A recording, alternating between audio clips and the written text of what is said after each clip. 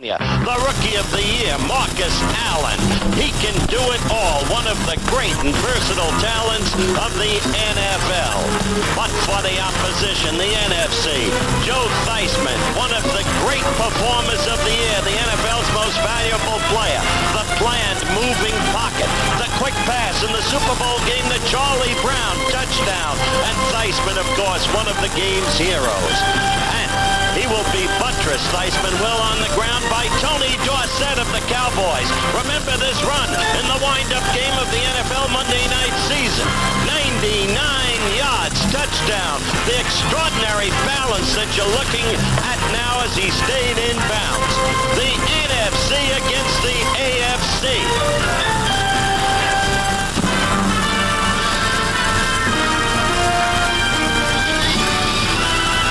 The globe to bring you the constant variety of sport, the thrill of victory,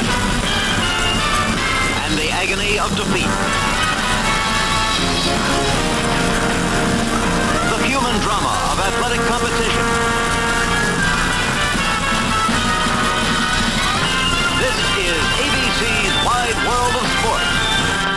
Brought to you by the 1983 Volkswagen. Nothing else is a Volkswagen. By Miller High Life, the best beer for the best time of the day. Welcome to Miller Time. And by Sharp Electronics Corporation. From Sharp Minds come Sharp Products.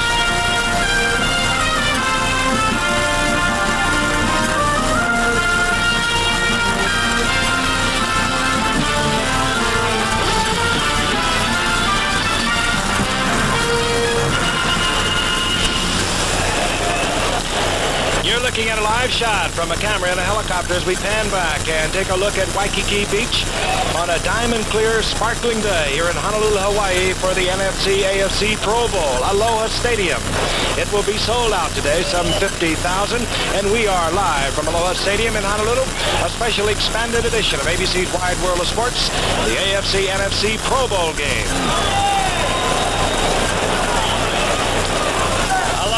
Everyone from the GIF and yours truly. The GIF, red as a lobster, having a ball. He's been here a whole week, a much-needed rest, and I've been basking in the sun, just worshiping him.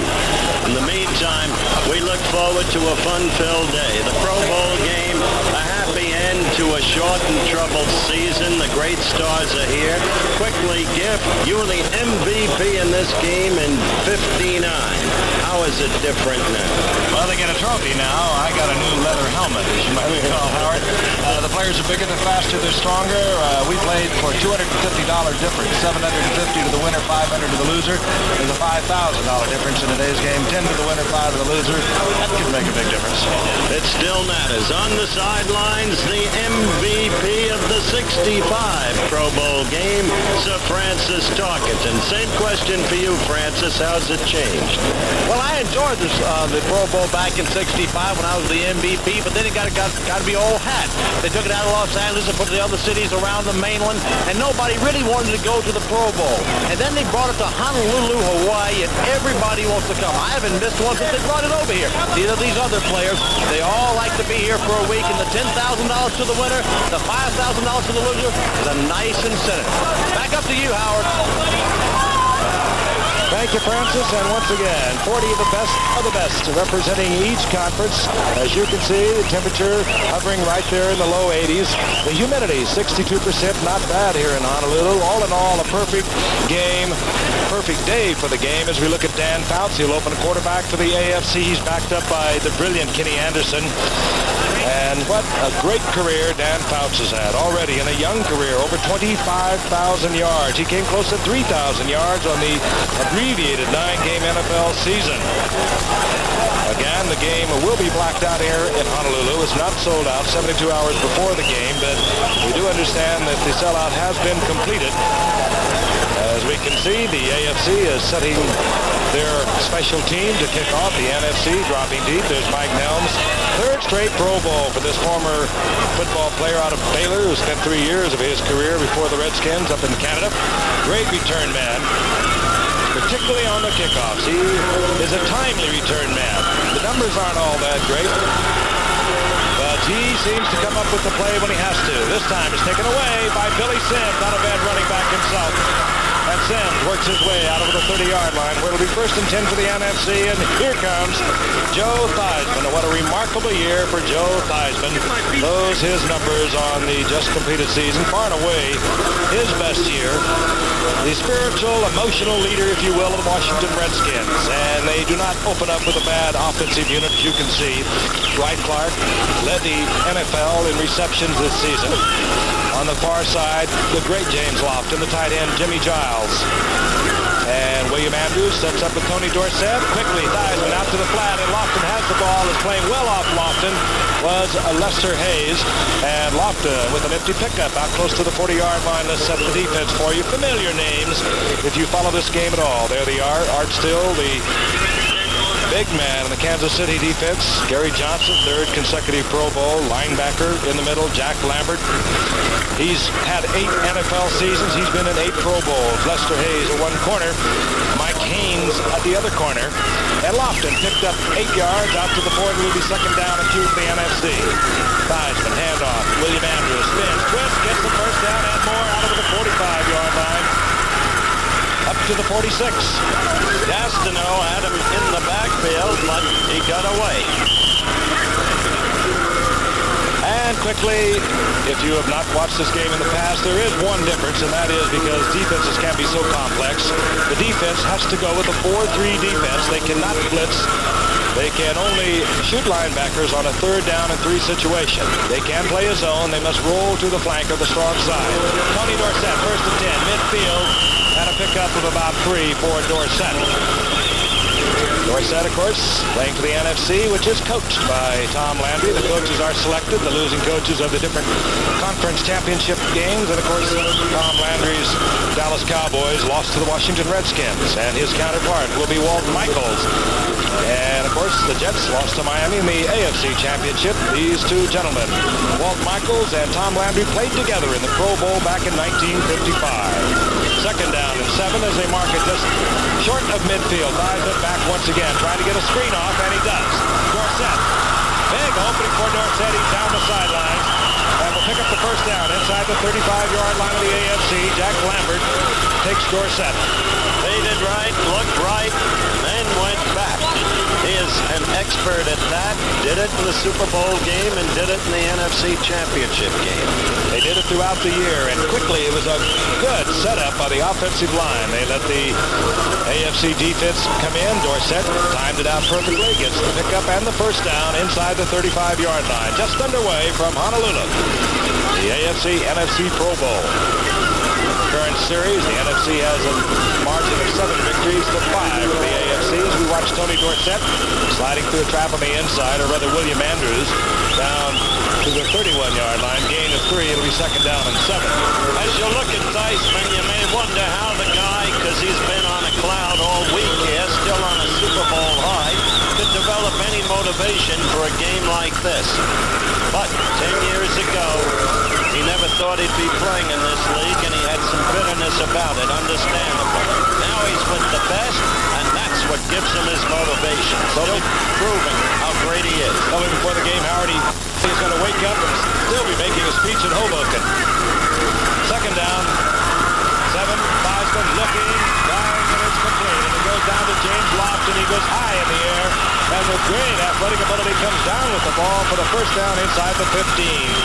Gary Barbaro, the free safety who can roam back there in the 4-3 defense, was trying to help Mike Haynes. And again, Howard, good protection as you can see. Lofton, a little move to the inside, steps back in front of Mike Haynes. 1st down. The NFC on a drive. They have the ball at the 14-yard line of the AFC. We've remarked often that Lofton may be the best athlete in the NFL.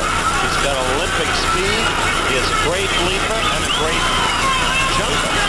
If he isn't, he's right up there with the best. And there's another one, Dorsett. And this time Dorsett runs into big Gary Johnson of the San Diego Chargers. And there will be a loss on the play back to just close to the 17-yard line. It'll be 2nd down and 13. Pro Bowl day, and of course, a little later on, you'll be meeting the newest inductees to Pro Football's Hall of Fame. They're here today. Paul Warfield, Bobby Mitchell, Sonny Jurgensen, Bobby Bell, and, of course, Sid Gilman. 5 of them, and they are on hand today. They will go into the Hall of Fame in August, and Brad Tarkenton will be talking with them shortly. Second down, 13, following the loss. Theismann, a dangerous man of the rollout. Down the sideline, steps out of bounds, inside the 10-yard line, short of the first down by about 5 yards. It'll be third down and 5. Joe Theismann, drafted as he was by the Miami Dolphins. You want to see a man open, look at James Lofton, number 80, all alone. But of course, Joe had other ideas and different pursuers at the moment. He was busy back there. I started to say he was a 4th-round draft pick in 71 was Theismann of Miami. George Allen got him back with a 1st-round draft pick as Joe came back in 1976 for the Redskins, and it was all culminated with the Super Bowl victory a week ago. Theismann on 3rd and 6, tries to get it into the end zone, and no, they're saying it is ruled incomplete, and it was Lofton, the intended receiver. Donnie Shell of the Pittsburgh Steelers was there. 4th down, and we will see the field goal unit. And Howard, when you trot out Mark Mosley, you're trotting out the finest. Some considered him the player of the year. They had 3, the Redskins did, as you know. Theismann, Mosley, Riggins. John not here. We'll talk about that in a moment. 20 of 21 on the season. Of course, he set an NFL record. 23 consecutive field goals. Larry McCarron will do the snapping. Theismann will put it down. It's on its way. And off to the right. And Mark Mosley misses the short chip shot. And the AFC will have their first possession of the football game when we return to Honolulu. Right after this metaphor of the last 5 with the AFC winning last year. 1st and 10. The AFC directed by Dan Cox at this point. 1st and 10 from their own 20-yard line. Cox over the middle line is complete. It goes to the big wide receiver. It was Kellen Winslow, who can play both tight end and wide receiver, and very effective against the 4-3. He could be quite a force. As a matter of fact, he was the most valuable player a year ago. He and Leroy Selman shared the honor, if you'll recollect. On the offense, Winslow with 8 receptions a year ago, 86 yards. 33-yard line, 1st down and 10. Quick count by Fouts. Raymond McNeil of the Jets. Sprints to the outside, steps out of bounds, up close to the 39-yard line for a gain of about 7. Lawrence Taylor of the Giants defensively there for the NFC wearing number 56. Except for one run, that's more than Freeman got on the outside, running outside in the whole game against Miami. They mark it right at the 39-yard line. Mosley, Smith from 27 yards. Certainly an unpredictable. Scoreless here in the first quarter, 10 minutes remaining. Second down, long 3 for Fox. For Collingsworth, and he overthrows as Collingsworth picked up and covered nicely by Everson Walls of the Cowboys. It'll be 3rd down and a long 3. Happy-go-lucky kid. He may settle here permanently, Collingsworth. Oh, he does love it. He's been very busy, very active, as one might suspect. And Fouts, as I mentioned earlier, 9-game season, almost 3,000 yards, 17 touchdowns on the year. The average offensively over 325 yards. He's back on 3rd and long, and he finds Wes Chandler. And falling down on the coverage was Mark Haynes. And Chandler gets the first down inside the 40-yard line of the NFC. Wes Chandler had a brilliant year, 49 receptions. He has got great speed and tough maneuverability, Howard. Now he works right here against Haynes of the Giants. And watch Haynes slip, lose his balance. By the way, this is artificial turf. If you wonder why artificial turf, in this climate, the number of events held here each year. Jack Clancy on the right side, tries to stay in bounds, and he does so until he gets inside the 35 to the 33-yard line, taken out of bounds by Tony Peters. And he'll get about 5 yards on that pickup. Chuck was the MVP in this game in 1980 when with the Saints. Hey, we have 8 running backs, the allotment, 4 for each team. And of those 8 running backs, 4 are Heisman Award winners. Second down and 5. Ball marked at the 34-yard line. Out, short roll, going deep, Wesley Walker in the end zone. And a great speedster of the Jets out of the University of California. Flew by the defender, I think once again. It was Haynes. 34-yard touchdown pass right on target. Good protection once again. The NFC under rules cannot blitz. He rolls quickly to the left. And Walker just turning on the great speed. Cromwell tried to get back there to help from his free safety spot, but he just flew by Mark Haynes. Touchdown AFC. They're on the scoreboard first. Wesley Walker came on strong at the end of the year, helped the Jets into the playoffs, and then was tremendous during the playoffs before the Jets were blown away by Miami. Here's Ralph Benershka of San Diego with the conversion attempt. Luke Prestage, the punter from Denver, places it down. Following the snap from Bob Kutzenberg, and the AFC is out in front. 7-0 with 9:13 remaining in the first quarter. 34-yard touchdown pass on a 3rd and 4 from Dan Fouts to Wesley Walker. Mark Mosley went the distance. Touchdown pass. Dan Fouts to Wesley Walker set to kick off. Ralph Benershka, deep is Mike Nelms of the Washington Redskins. Benershka hooking it. Most right-footed sidewinders will do. Nelms wasn't sure whether he had to stay in there or not. Now he's in trouble at the 5 and out to the 7-yard line. Donnie Shell was there. NFC will start from their own 7-yard line. On the sidelines, Fran Tarkenton with a new Hall of Famer, Bobby Bell. Bobby, you grew up in Shelby, North Carolina. Did you ever dream that you'd be in the National Football League Hall of Fame? No, Fran. I guarantee you I never dreamed this came true. It's just so great, you know, that this is the icing on the cake for me. You dream about stuff like this, but you never dreamed that it happened to you. And this is the highlight of my career, going to the Hall of Fame. That's great. All right, get back up to you. No question, he belongs right there. Great linebacker of the Kansas City Chiefs, Bobby Bell, from the 8-yard line. Finds it, and this will be a safety. 2-point loss. Art. Still the Kansas City Chiefs pressuring over Pat Donovan. And he gets the Theismann in the end zone. 2 points for the AFC. That's good timing. Still, as you see him first, you'll see him busting in there now. Tall kid. So tall. Bedlin 6'6".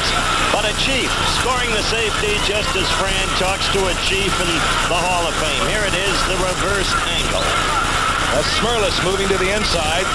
And from the outside, Art Still, 6'7", 252-pounder, so quick.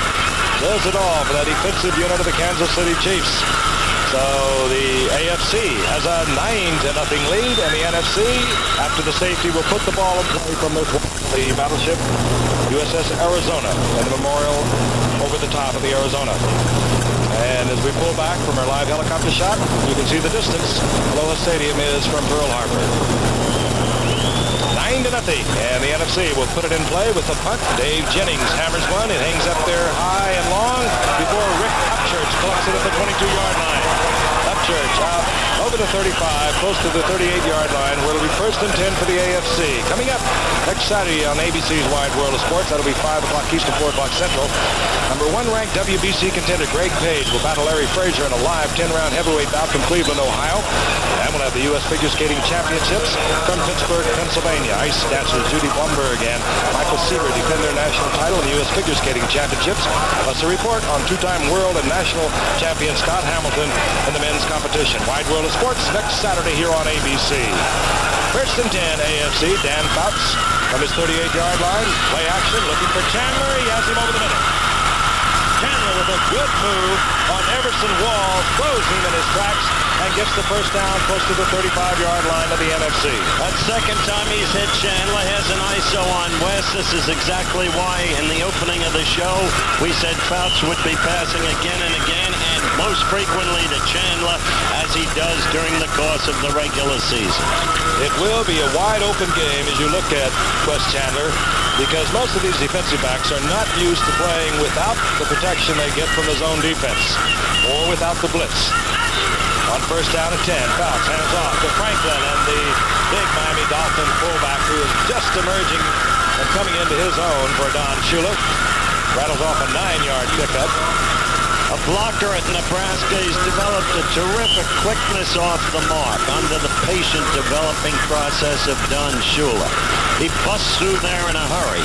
He's not big in the tall sense. When Frank said big, he meant in the stocky or even squat sense. Got legs like redwoods. Second leading rusher behind McNeil in the AFC this year, Andre Franklin. Second down, a long one for the first. Fouts. And a little mix up in the timing, and Fouts goes down at the 30-yard line for a loss of 3, which will make it a 3rd down and 4 now for Dan Fouts as we look at Big Ed Jones, the defensive end, of course, for the Dallas Cowboys. One of 7 Cowboys. Tops for the NFC. The San Diego Chargers have 7 of their representatives here.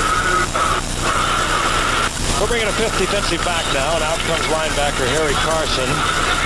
Ronnie Lott comes in to assist Mark Haynes, Tony Peters, Nolan Cromwell, and Everson Walls on what will be the sure pass for Dan Fouts. It's for Collingsworth and comes underneath and gets the ball to Marcus Allen. Ball comes loose, and they're saying it was a reception and an NFC recovery. Marcus Allen hammered hard as he came across the line of scrimmage. Dan Fouts looking deep for Collingsworth. Collingsworth picked up. We'll watch it again. Yeah, I'd like to see how they call this a reception, but that's Allen has possession. Yep. And a good hit coming across the middle. Jars the ball loose, and the NFC has the football at the 27-yard line. Ronnie Lott collecting the Marcus Allen, jarring the ball loose in the NFC. Down 9-2 wins the war, as I have. It is absolutely spectacular. Don't miss it. The NFC following the recovery. Ronnie Lott's hit on Marcus Allen, jarring the ball loose, and the recovery at the 27-yard line. The NFC comes up. Heisman remains the quarterback. William Andrews, 31 of Atlanta. Billy Sims of Detroit, number 20. Those are your setbacks, and this is Sims. Sims with a fine cutback, and he's out of it to 35, close to the 36-yard line for a gain of about 8. That's Ronnie Lott who made the hit. One of the good things about this game is the way old friends get together. Friday night, I happen to be dining in the same restaurant with Ronnie Lott, now of the Niners, but his former teammate at USC, Marcus Allen, now of the Raiders.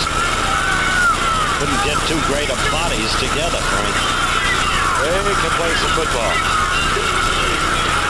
Second and 2, Andrews tries the right side, scramble for the football as it's jarred loose from William Andrews. AFC says they have it.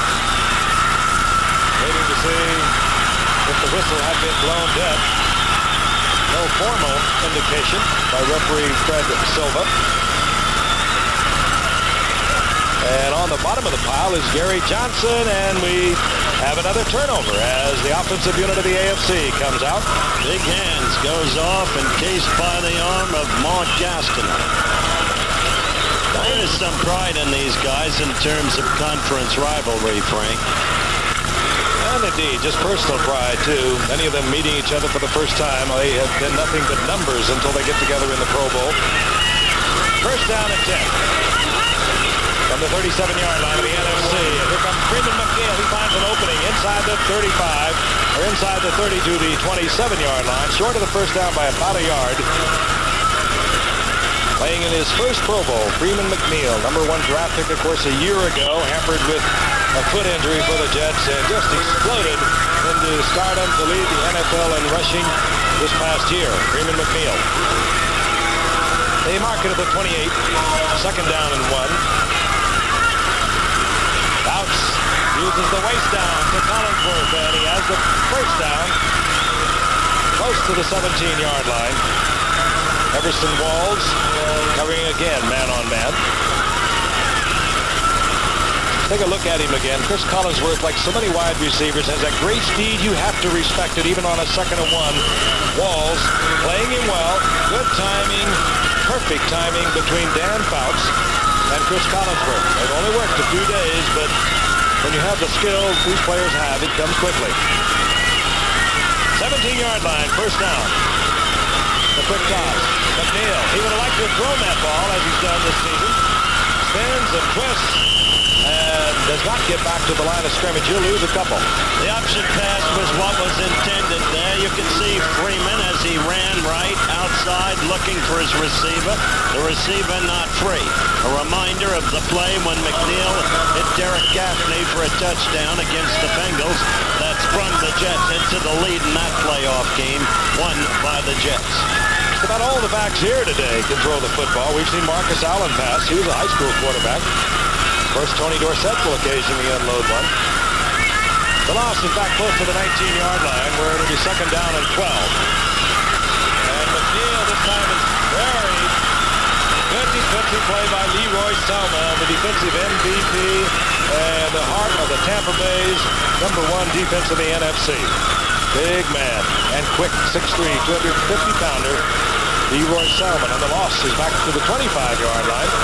In third and 18, excuse me, Howard. My fault, Kip. In anticipation, remember, Bernurska is the place kicker for the AFC. The holder will be Prestridge. Chandler, Walker, wide receivers. Tight end, Kellen Winslow, bounces back. And it goes to Winslow. He'll be short of the first down at the 15-yard line, and we will see Rolf Bernurska, Ronnie Lott, picking up the big Kellen Winslow, but the pass was right on target by Fouts.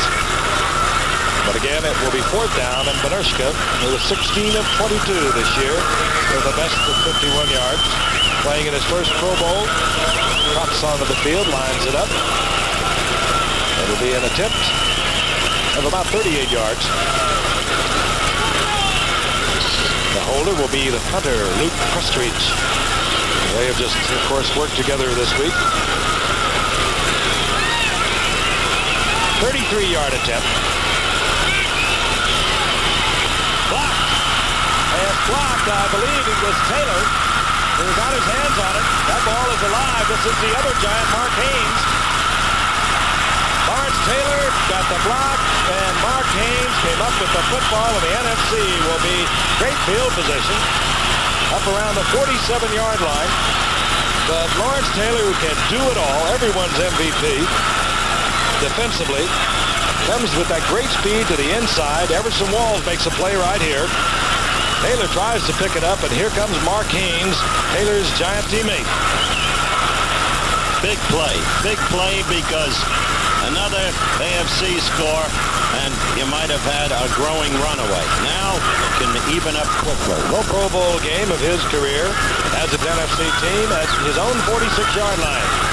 Right Park goes out to the left. James Lofton up at the top of your screen. The skinny wide receiver from Green Bay. Setbacks. Andrews, 31, sends 20, and Theismann is back. Steps out of harm's way for a moment, but now in deep trouble and gets it out to Andrews. Theismann, the athlete that he is. You saw him taken away from the Super Bowl from Bocamper. Might have been the play of the game. And again, with athletic ability, Theismann is able to turn a loss into a gain. Watch it again. He gets in all kinds of trouble. He's a magician on this play. Right from Baumauer. And there again. Ben Williams. There again. And Baumauer again, and he gets it out to William Andrews. You see that sidewise flip of his?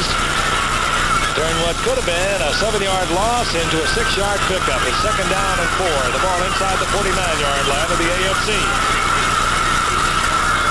This time, Theismann has the protection.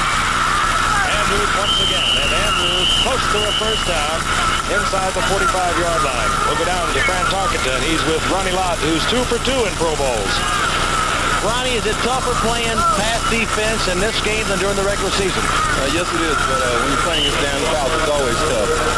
Now, why is that? Here you're playing mostly man-to-man, aren't you? Yes, we're trying to play man-to-man and trying to screw up his reads.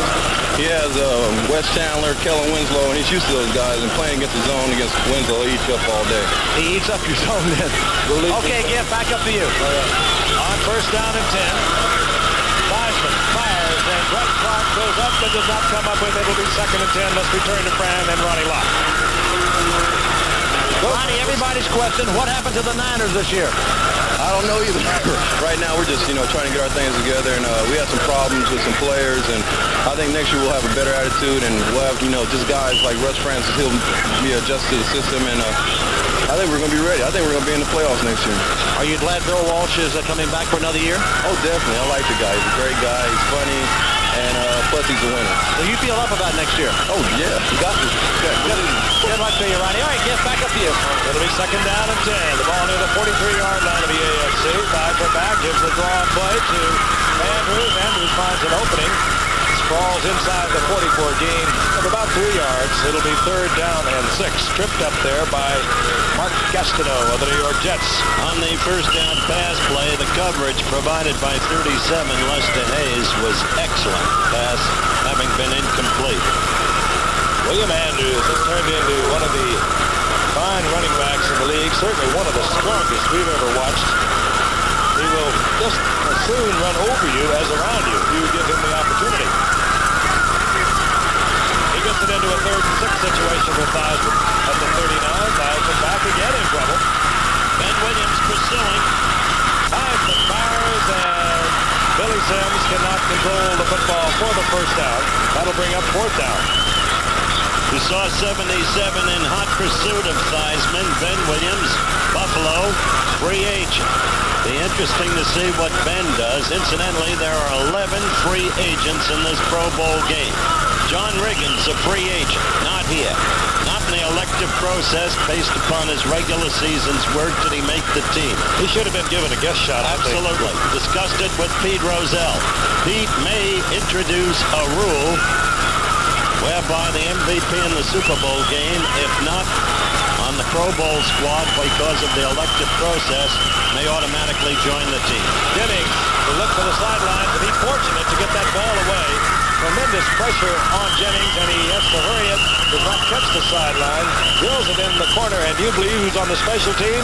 Chris Collinsworth. Maybe that's why it wasn't blocked. He's never been there before. Well, got his hands up a little late. There's a flag down at the 20-yard line of the AFC. First flag we've had today. Again, our referee is Fred Silva.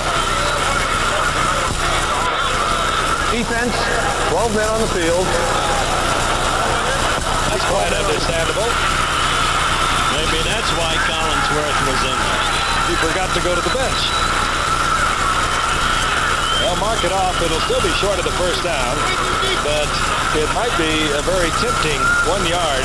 It's a yard short. For the offensive unit of the NFC, as we can see Theismann back out onto the field. Could be even a little less than a yard. 23 seconds remaining now in the first quarter, and the AFC on top, 9-0. They had a safety, sack of Theismann in the end zone. They had a 34-yard touchdown pass. Dan Faust to Wesley Walker. The big man in there is William Andrews, 31. Tony Dorsett is there with him. Andrews right side, and he powers to the first down, running right through the arms of Randy Gradishar. So the NFC stays alive on their drive. I mentioned the temperature in the low 80s here in Honolulu today, but down on the field, Howard mentioned it was artificial surface, so consequently it is much warmer. But it does not seem to be affecting either the AFC or the NFC. There's the end of the first quarter with the AFC on top, 9-0, and we'll be returning for the NFC-AFC Pro Bowl game. They were here early in the morning. Thousands of them tailgating outside. They love their football in Hawaii. First down and 10, the NFC inside their own 33-yard line. They trail 9-0 as we begin the second quarter. Theismann trying to go deep, and it's incomplete, intended for John Jefferson. He ran a little hook and go, but now a flag is down, and complaining back there that he was not involved is Gary Green, the cornerback from Kansas City. Gary Barbaro was back there from his free safety spot. Let's take a look at it. Jefferson will take it down. All right. Turned to the outside. Well, I don't get that call, but it's all right with me.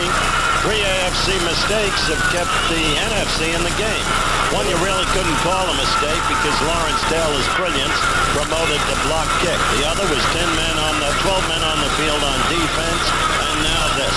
The official right on top of it, Gary Green forcing John Jefferson to the outside. The flag is down. First down, goal to go, 4-yard line. William Andrews, Tony Dorsett on the setbacks. NFC down 9-0. Game dangerously close to us being down 16-0. But the AFC turned it over. Play action by Theismann. Throws into Coughlin. Down around the 2-yard line. Paul Coughlin, Green Bay's fine tight end. Why I think Tom's right to wear his hat today. That sun on his bait would be a little troublesome. It would be glowing, wouldn't it, by the end of the game? And they mark the ball now at the 3-yard line, so a 1-yard pickup by Theismann and Kaufman. I know from watching our producer, Bobby Goodrich, and what's happened to his bait during the course of the week. Third, second down, goal to go. The ball at the 3-yard line. Two tight ends, Jimmy Giles and Paul Kaufman now in the lineup. Andrews flashing over the left side, and Andrews into the end zone, but a flag is down. However, I think it was defensively offside. Defense, number 76, offside. Brett Smerlis moving too quickly for the AFC, and the touchdown will stand for the NFC. Here it is. Andrews with that tremendous strength of 200 pounds. Lowers the body, drives into the end zone, taking Kenny Easley with him. So the NFC back in the football game.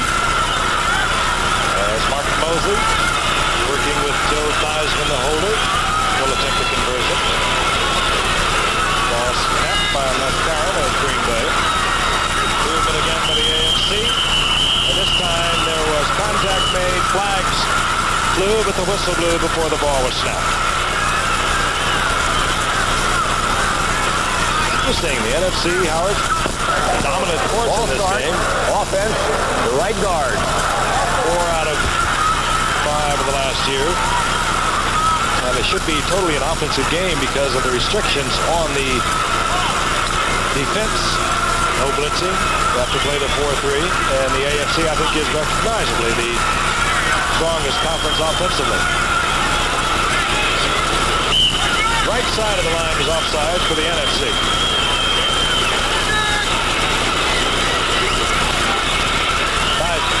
Places it down. Mosley, picture perfect. And now the AFC lead is cut to 2. 9-7. We are in the opening minutes of the William Andrews. He has just taken it in from the 3-yard line, putting the NFC back in the football game. Set to kick off. Mark Mosley will pump it. Rick Upchurch is deep for the AFC along with Wes Chandler. Rick Upchurch.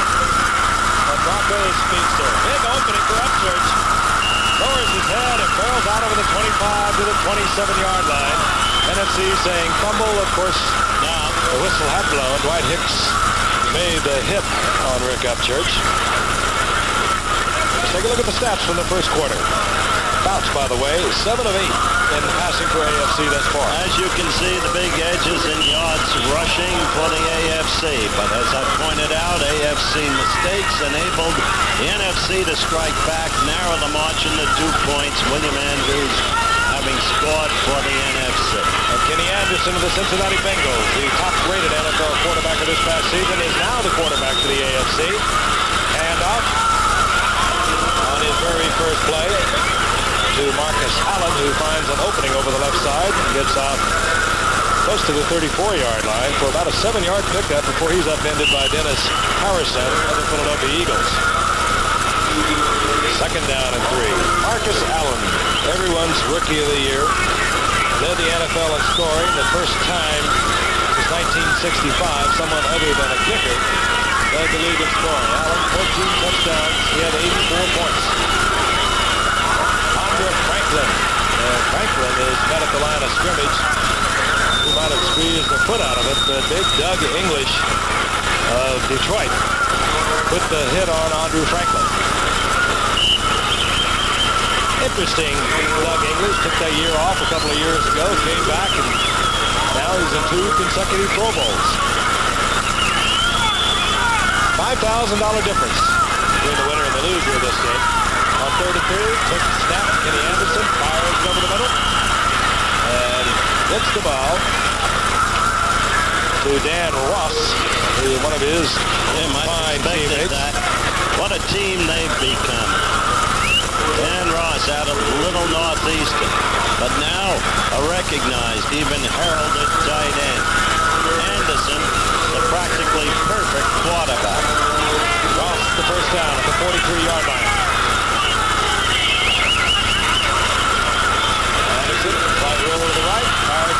incomplete to John Stallworth, the Pittsburgh Steelers. He struggles close to a first down in the arms of the Giants' Mark Haynes. What an amazing group of stars, aren't they? Everyone so recognizable now. More than a helmet, more than shoulder pads. He's not so recognizable, though. You mentioned the helmets, Howard. Each player, of course, is wearing their own protective headgear from their own team. 40 players on each squad.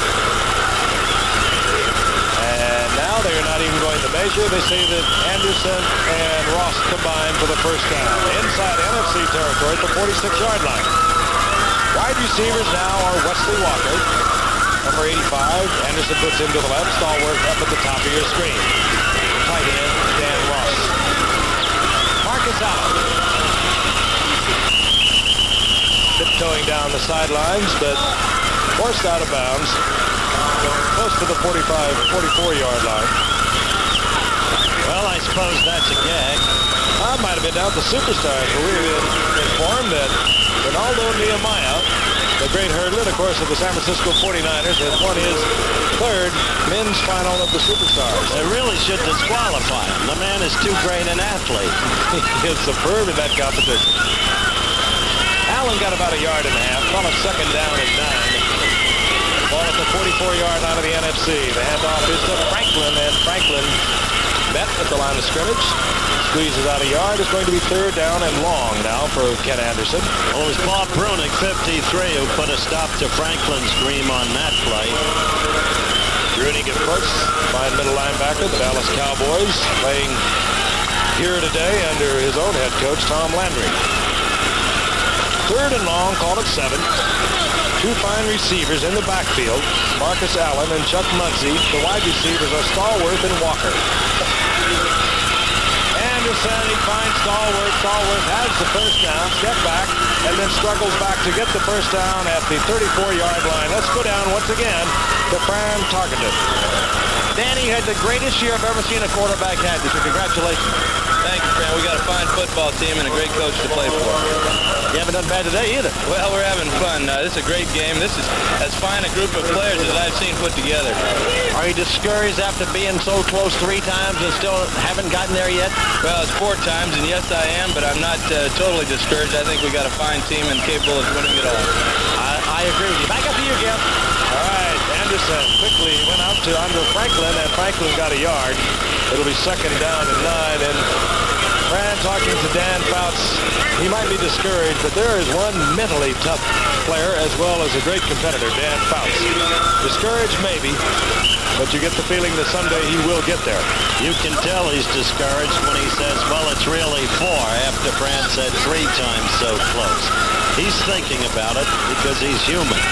He wants a Super Bowl ring. At the NFC, 32-yard line, second down and 8. Anderson back. Finds the open receiver, and Wesley Walker, and he'll have the first down around the 22-yard line. Taking nothing away from Dan Fouts. There's something about the way Kenny Anderson plays. I remember Hank Stram, as a matter of fact, told his own former boss, Andy Gustafson, at one point about a kid he had seen at Augustana. Wanted to get him to the University of Miami in Florida. Didn't happen. Kenny Anderson, great athlete. He will hurt you with the run if he has to. He's 5 of 5, having come in here in the second quarter. First down and 10. He looks over the defense. Fires on incomplete. And it was Stallworth who held on to the football. Good concentration in and out of the arms of the defender and gets additional yardage to the 15. That was close to being picked off, but it wasn't. Those short sideline passes, so popular in the game now. Do you realize that in the Washington-Miami Super Bowl game, Frank, apart only from that first pass to Cephalo for the long Miami strike, there wasn't a completed pass of more than 10 yards in the game. The whole nature of the offensive game has changed.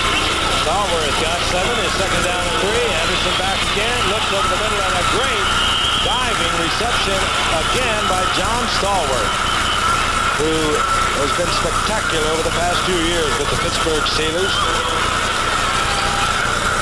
Another live shot. What a day we have. Diamond Diamond Head, of course. And as you pull back, you'll see the beach of Waikiki. Temperature in the low 80s, and again, the humidity fine. There's the edge of Waikiki. First down and 10. AFC has the football at the NFC's 10-yard line. Marcus Allen collected there by Lawrence Taylor. Out at the line of scrimmage. Or rather, Hugh Green. Well, it doesn't matter whether it's Taylor or Green. He plays so great. They play much the same, don't they? Yep. Gain of a yard. It'll be second down and 9.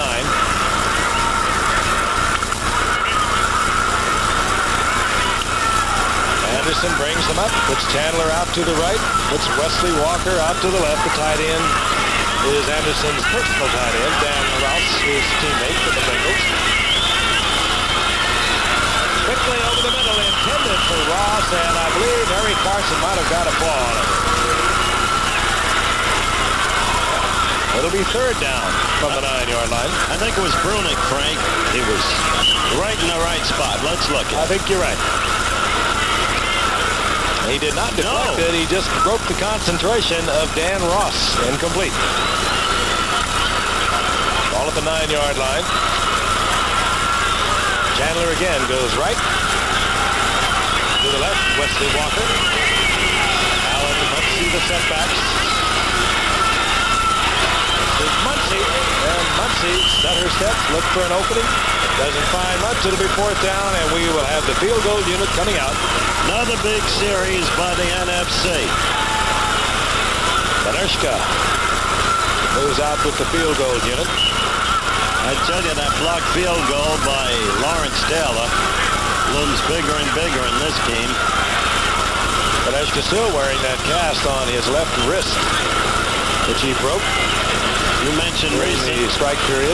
You mentioned recent NFC domination, winning 4 of the last 5. They began to take this game seriously when everybody talked about AFC domination, both in the Super Bowl and now they've won the last 2 Super Bowls, the NFC. And right now the AFC forced to call timeout. I think their personnel wasn't exactly as Joe Theismann wanted it, so they have called timeout, and we'll show some of you people who back in the East, we understand, are experiencing some rather inclement weather. A beautiful sight. Beach in Waikiki, temperature low 80s, little humidity. Now the AFC has pulled their troops together. They have the right deployment. And Benershka will try one from 28 yards. And this time Benershka misses. Mark Mosley had missed earlier from 27. Dick was blocked. It was an excellent play.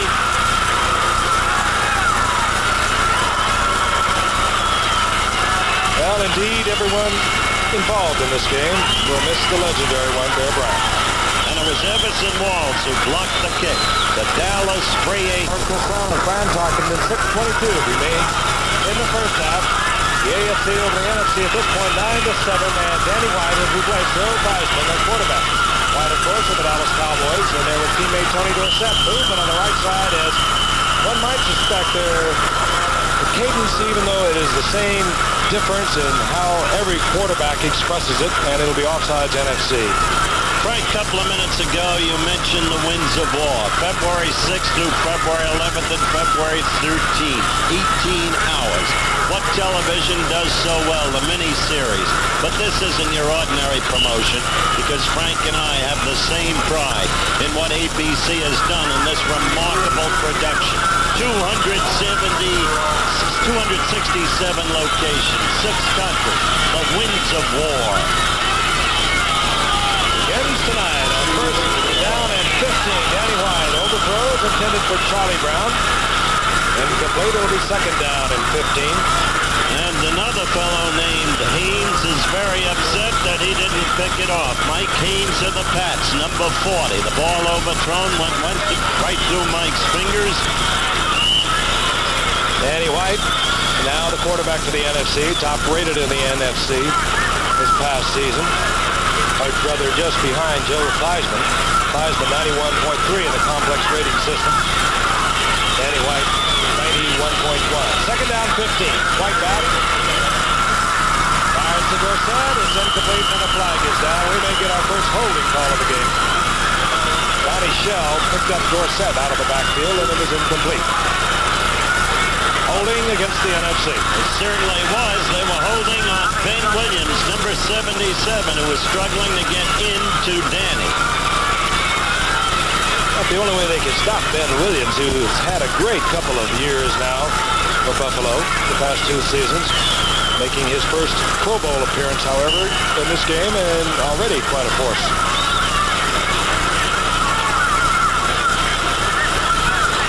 Third down and 15.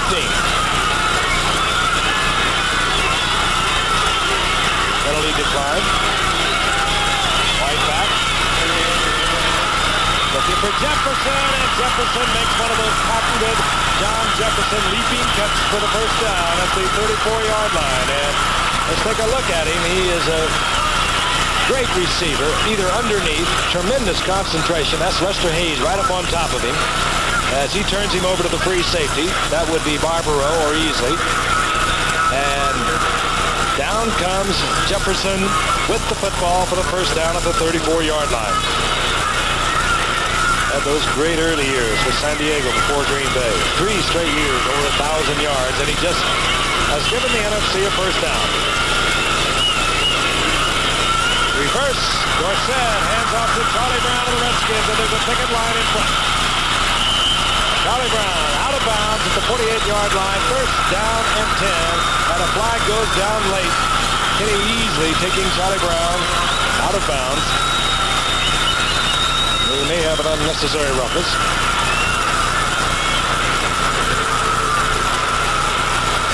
Unsportsmanlike conduct. It will be marked off. Our referee, Fred Silver.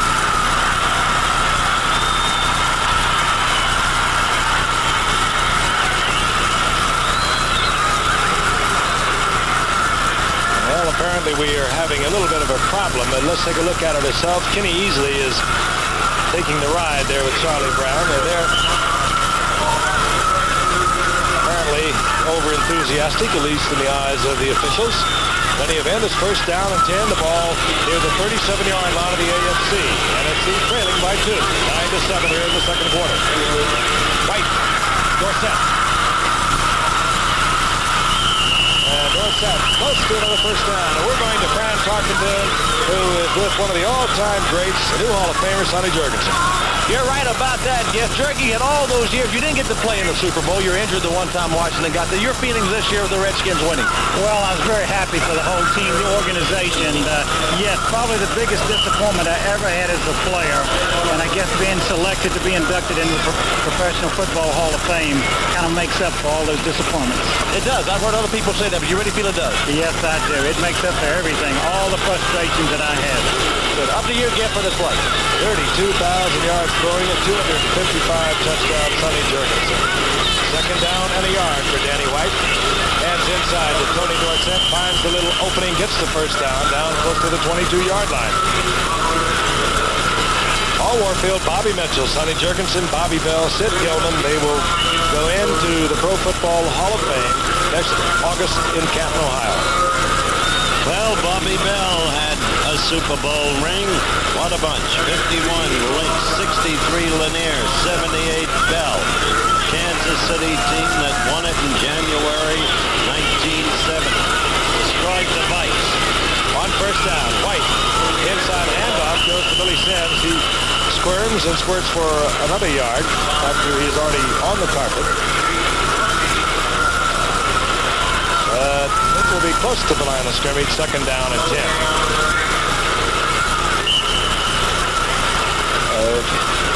Billy Sims and Tony Dorsett in the same backfield. Dorsett, this past season, the abbreviated season, won his first NFC rushing title. He had 745 yards. Right behind him was Billy Sims with 639. They're in the NFC backfield together. White. The ball, the folks in the pattern, and and then he fires the ball to Charlie Brown. They're saying that it's complete near the 17-yard line. Official really gave Charlie full yardage, I'll tell you. Dave Jennings had himself another great year, beating all the punters in the league with the net average. Good athlete, too. Hasn't had a punt block since 1976. It'll be 3rd down and 6. Ball at the 18-yard line. Charlie Brown goes left. Out to the right is John Jefferson. White throws into a crowd. Dorsett was open, but White chose Paul Kaufman, who had his own man, plus the free safety, Gary Barbaro, draped all over him. 4th down, Mark Mosley, who had to blush just a little bit early in the going when he missed from 27 yards out, is out, lining up once again. But a chance to take the lead now. Succession of AFC mistakes, giving the opportunities to the NFC. Theismann, who holds for Mosley during the regular season, will place it down. McCarron of Green Bay will do the snapping. 35-yard attempt. Mosley redeems his miss from 27 yards out earlier, and the NFC has taken the lead. At one point they were down 9-0. They now have a 1-point lead, 10-9. The people, a couple of dangerous return man, of course, Rick Upchurch. 16-yard average returning punts this year for Denver. Back there with him, Wes Chandler. He used to do that for New Orleans. And he has great speed. And Mosley selects Wes Chandler, and he'll bring it out. And Chandler gets out to the 20-yard line, where it'll be 1st down and 10 for the AFC. Now trailing by 1. Cameraman Drew DeRosa, who's home with his brand new son. We miss you, Drew. But we'll try and carry on. 1st and 10, Anderson is back. Fire over to Freeman McNeil, and McNeil for the gain of about 7 to the 27-yard line. Kenny Anderson, what a year he had. Maybe some of you had an opportunity to watch that Houston game where he had 20 consecutive completions, new NFL record. He was 27 of 31 on that day, 323 yards, a couple of touchdowns, no interceptions. And the wheels came off against the New York Jets. 2nd down and 3. Anderson. Firing deep. And intended for Wesley Walker, the speedster, but he could not run under it. Stopping the clock just short of the 2-minute warning. Great speed for Wesley Walker. 39 receptions for this former University of California speedster. Now in his 2nd Pro Bowl. Had a great night when we watched him in Detroit, Howard.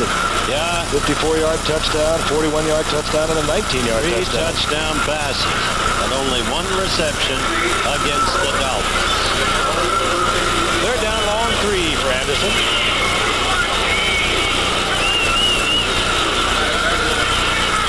Gets out to Chris Collinsworth and connects for the 1st down, and the AFC will have the football out of their 38-yard line. 1st and 10, and we'll get the 2-minute warning here at Aloha Stadium. 10-9, the NFC remaining here in the 1st half. The AFC with 2 timeouts. Anderson now in the backfield has Freeman McNeil and Chuck Muncie. He has Chris Collinsworth and John Stallworth for wide receivers, and the tight end is Dan Ross. Out to Muncie, and Muncie upended at the 45-yard line, hit there by Everson Walls. Great tackle by Walls. Sure really was, Frank. You bring down Muncie that way, one-on-one. Great play. Hurry up offense. The 2 plays called in the huddle. Anderson fires it, complete to Muncie. Muncie has the 1st down, trying to get out of bounds. To conserve a timeout, he does not. Nope. And the clock will continue to tick, and Anderson again going without a huddle. 1st down near the 48-yard line of the NFC. 1:18, and the clock is ticking away, as you can see. Anderson fires in and out of the hands. It'll be picked up by Walls. In and out of the hands of Muncie, and Walls comes down with the football. And now the NFC has gets the football back. They have 3 timeouts. They have 1 minute and 7 seconds. So Everson Walls, who led the NFL in interceptions this past season, gets the first one here in the Pro Bowl. Still another AFC mistake. Ball thrown behind Collinsworth, and Everson Walls suddenly having a field day. Everson Walls gets a turnover. He led, as I said, with 7 interceptions the entire NFL I heard from today. Nipped a field goal attempt a while ago. Now he has the turnover. NFC with the football at their own 46-yard line. Danny White directing things. And there was movement, and flags and whistles are blown. It looked like the AFC, but in fact encroachment by the NFC, and thus induced. There's Kenny Anderson. Had the ball in and out of the hands of the receiver before that interception. Procedure called. NFC backs up 5. Down remains the same. It'll be first down and 15. Brett Silver, our referee, one of his staff today, one of his team of officials, Pat Harder, retiring. Great Detroit Lions fullback of many years. This will be his final game. Played with you. He was a great one. First and 15. Pressure on White, but it's the screen to Dorsett. White and Dorsett used that combination many times. Dorsett working his way back close to the original line of scrimmage. Where it'll be second down and 10. White trying to get things together, conserving his timeouts.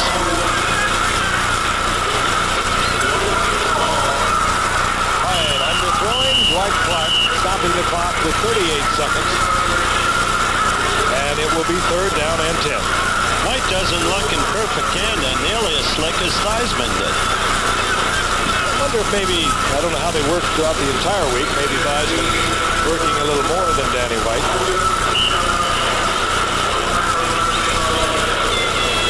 Third down and 10. White has Charlie Brown, number 86 of the Redskins. Dwight Clark of the 49ers, number 87, has his 2 wide receivers. And, of course, he has teammate Tony Dorsett and Billy Sims. Both of them fine receivers. And they can work out of the backfield. And again, we have movement. Again, we have a flag. It looks like maybe Mike Ken of the Falcons over the right side. And while we have a moment, let's join Fran Tarkenton with Sid Gilman, a new Hall of Famer himself. This is truly one of the great offensive geniuses of all time. Sid, congratulations. Players retire, but you never do. Oh, I can't afford to get tired. But thank you for that nice statement. I appreciate it. I wish it were true. But what's the difference in the offenses now than they were 20 years ago? Well, this great change that the Rules Committee made of not permitting a defensive man to have but 1 jab within a 5-yard period. After that, you can't even give him a dirty look. How would you like to be playing with ends like some of these guys like Warfield and to sit up there and just throw? I would like it. Warfield run. I would like it. Okay, Giff, take it away up there. All right, congratulations to Sid Gilman. Movement again. This time, no flags. Danny White on third down, 15. Fires. It'll be, well, I started to say it'll be picked off, but Gary Green had it in his sights, had it in his hands, and he could not control it. Paul Compton, the intended receiver.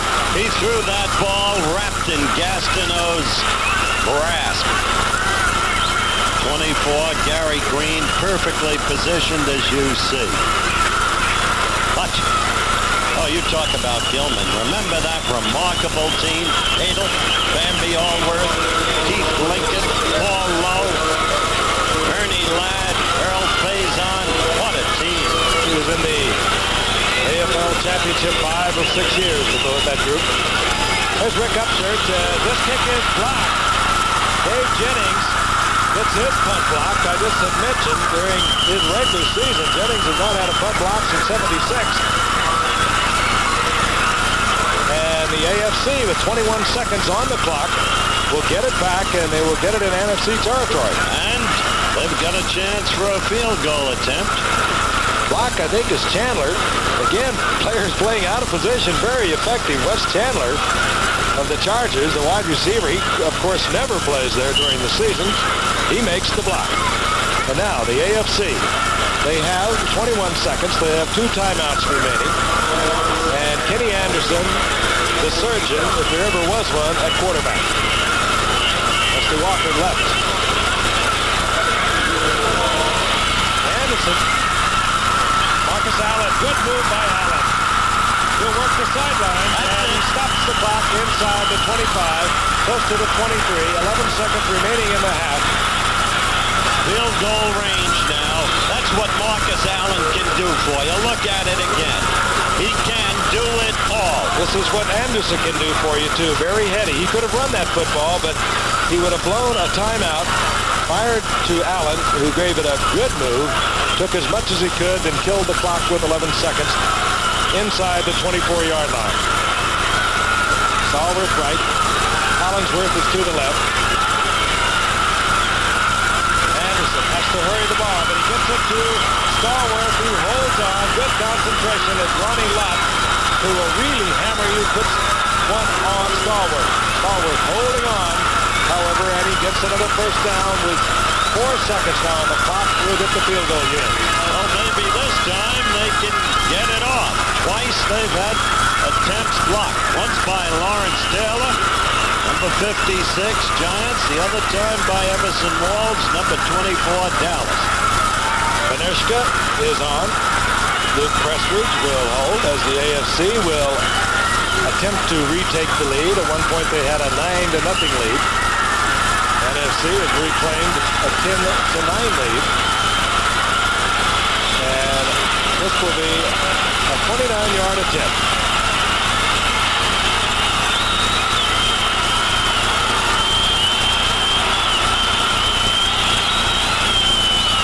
Prestridge gets it down smoothly. And Benishka splits the uprights, and as time expires in the first half, the AFC reclaims the lead. 12-10 over the NFC. Crisply played football game, the NFL's finest, performing here in the beautiful sunshine of Honolulu. As you can see, an absolutely postcard day. We hope you're enjoying our telecast. Again, as I mentioned earlier, I've had the opportunity to see much of Herman Wilkes' Winds of War, which will begin tonight at 8 o'clock Eastern, 7 o'clock Central Mountain Time. And Howard, the way I look at it is one great way to view history, but knowing that is a sterling performance by Robert Mitchum, Ollie Bergen, Ollie McGraw. But what a way to are forced by rules to play 4-3 here in this game. And certainly strange people on the special teams, which is why you're seeing special things happen on the special teams. Like Chandler and Collinsworth. And Collinsworth is kicks. Yes. First down 10, as you saw, Dan Fouts opens his quarterback. Andre Franklin 36, Marcus Allen 32. A pair of setbacks for Fouts. Fouts fires, it is complete. Collinsworth down the sideline, stepping out somewhere around the 44-yard line for an AFC first down. All right, let's look at the stats from the first half. Yep, and you will see we had a mistake on the first quarter stats in the rushing yards, but this time it's right. The big difference is in the passing yards, the total yardage favoring the AFC. But they made the critical mistakes in terms not just of turnovers, but having field goal attempts blocked, having 12 men on the field in defense, and so on. First and 10, close to the 45-yard line for the AFC. Collinsworth, top of your screen. Chandler to the left, and here comes Marcus Allen. Finds a little bit of an opening and takes a ride out over midfield to the 48-yard line of the NFC. Harry Carson was the man who brought Marcus Allen down. Gain of 7. It will be second down and 3. Pair of giant linebackers in action today. Lawrence Taylor, number 56, and Harry Carson playing in his 4th Pro Bowl of his 7-year career. Second down and 3, and Chandler this time splits to the right, and they put Collinsworth to the left. Bounce. Collinsworth, and good defensive play, going up and batting the ball away, Ronnie Lott. A great defensive play by Ronnie. Earlier, he had made a great hit, caused a fumble. Here it is in isolation. And it's man-to-man, flooding back to the left against the 4-3, will force man-to-man on that offside cornerback. That's what Fouts was trying to do, but he was not calculating that Ronnie Lott would provide the coverage, which he did. He got that arm in there brilliantly. Timing perfect. Third down and 3. Ball inside the 49-yard line of the NFC. Just underway here in the second half. Chandler of the Chargers split to the right. Collinsworth of Cincinnati to the left. Booming right up the middle. This is Franklin, and Franklin very close to the first down. He had to get within a foot of the 45-yard line. And I do believe we will have a measurement. I do believe he's got it. By George, he's got it. I do believe that he might have it. And if he doesn't, the world shall not end. They'll bring out the yard markers. There is Walt Michaels, as I mentioned before, played in this game many times in the 50s. And 1 year, 55, played with his coaching counterpart today, Tom Landry. First down, Franklin picks it up for the AFC, but by oh so little. Change now at one wide receiver. Or rather a tight end, Kellen Winslow comes in. The offensive MVP of a year ago, Kellen Winslow. He's in there with Collinsworth and Chandler. Hurries it out to Franklin on the screen, and Franklin, with a fine move back to the inside, saved what could have been a loss and turns it into a 2-yard pickup. You know, Howard, as you watch Andre Franklin, I know both you and I have watched him over the past couple of years. It seems to me as though he just gets better every game. A much better feel of the game. Like the old Mickey Mantle commercial. He's learning. That move to the inside, though, that was a good 2 or 3 yard loss that he turned into a 2-yard pickup. Second down and 8, the ball at the 43-yard line. Collinsworth is right, Chandler left.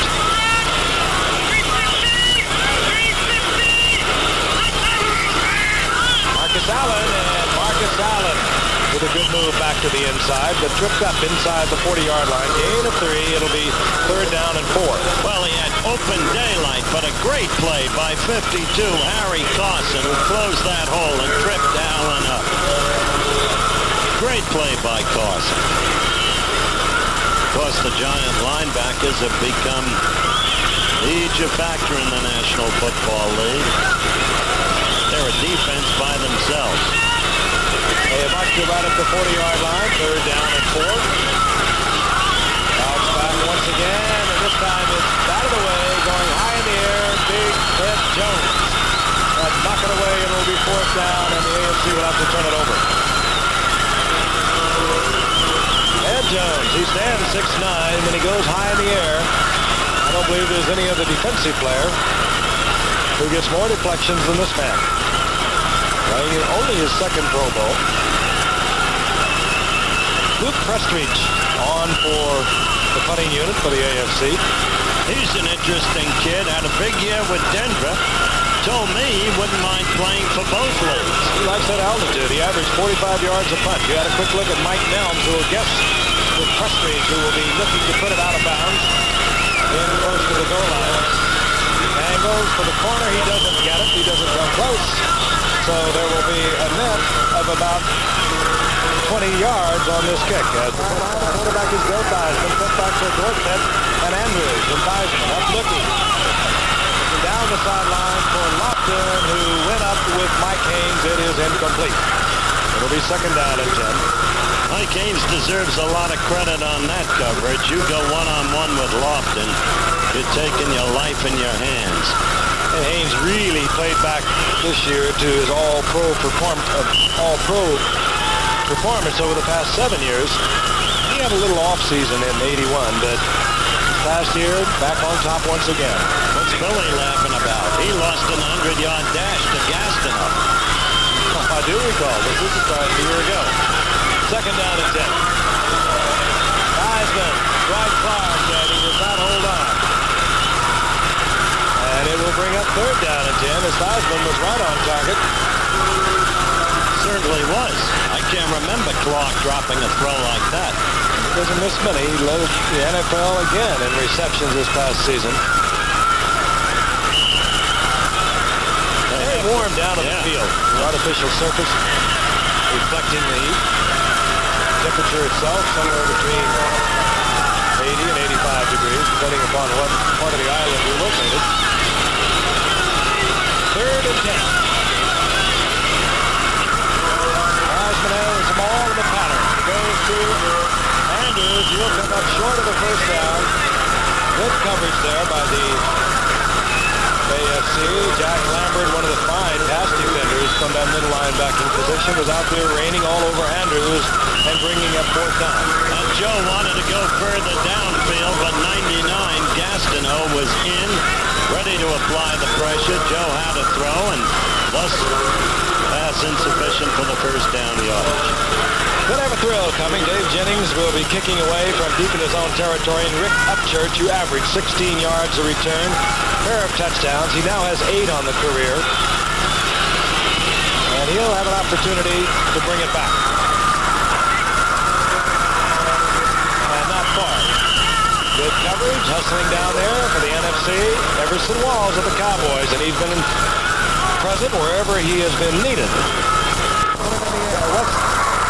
The Walker with a one-handed grab comes up with it for an 8-yard pickup close to the 49-yard line. Everson Walls, good coverage, and Wesley Walker just reached back with his left hand, pulled it in. That is amazing. Yes, it was amazing. This is not one of the signal plays of the game, and yet it shows you the excellence of this man. See that? Chucking in with his one hand at the same time he looked at Walls. His great years, I do believe, are still ahead of him. Wesley Walker, he's had some superb years with the Jets. Fox leaves it as he pulls away from the center on 2nd and 3. Falls on it at the 50-yard line, where it will bring up a third down and just about 4 yards for the first. One could keep a mathematical count of the AFC mistakes in this game. They've just been ascending and ascending. They did take a 9-0 lead. It looked like it could have gone easily to 16-0. However, they turned it over, and the NFC has battled back, and the AFC now has a 2-point lead. Third down, 4, Bounce looking.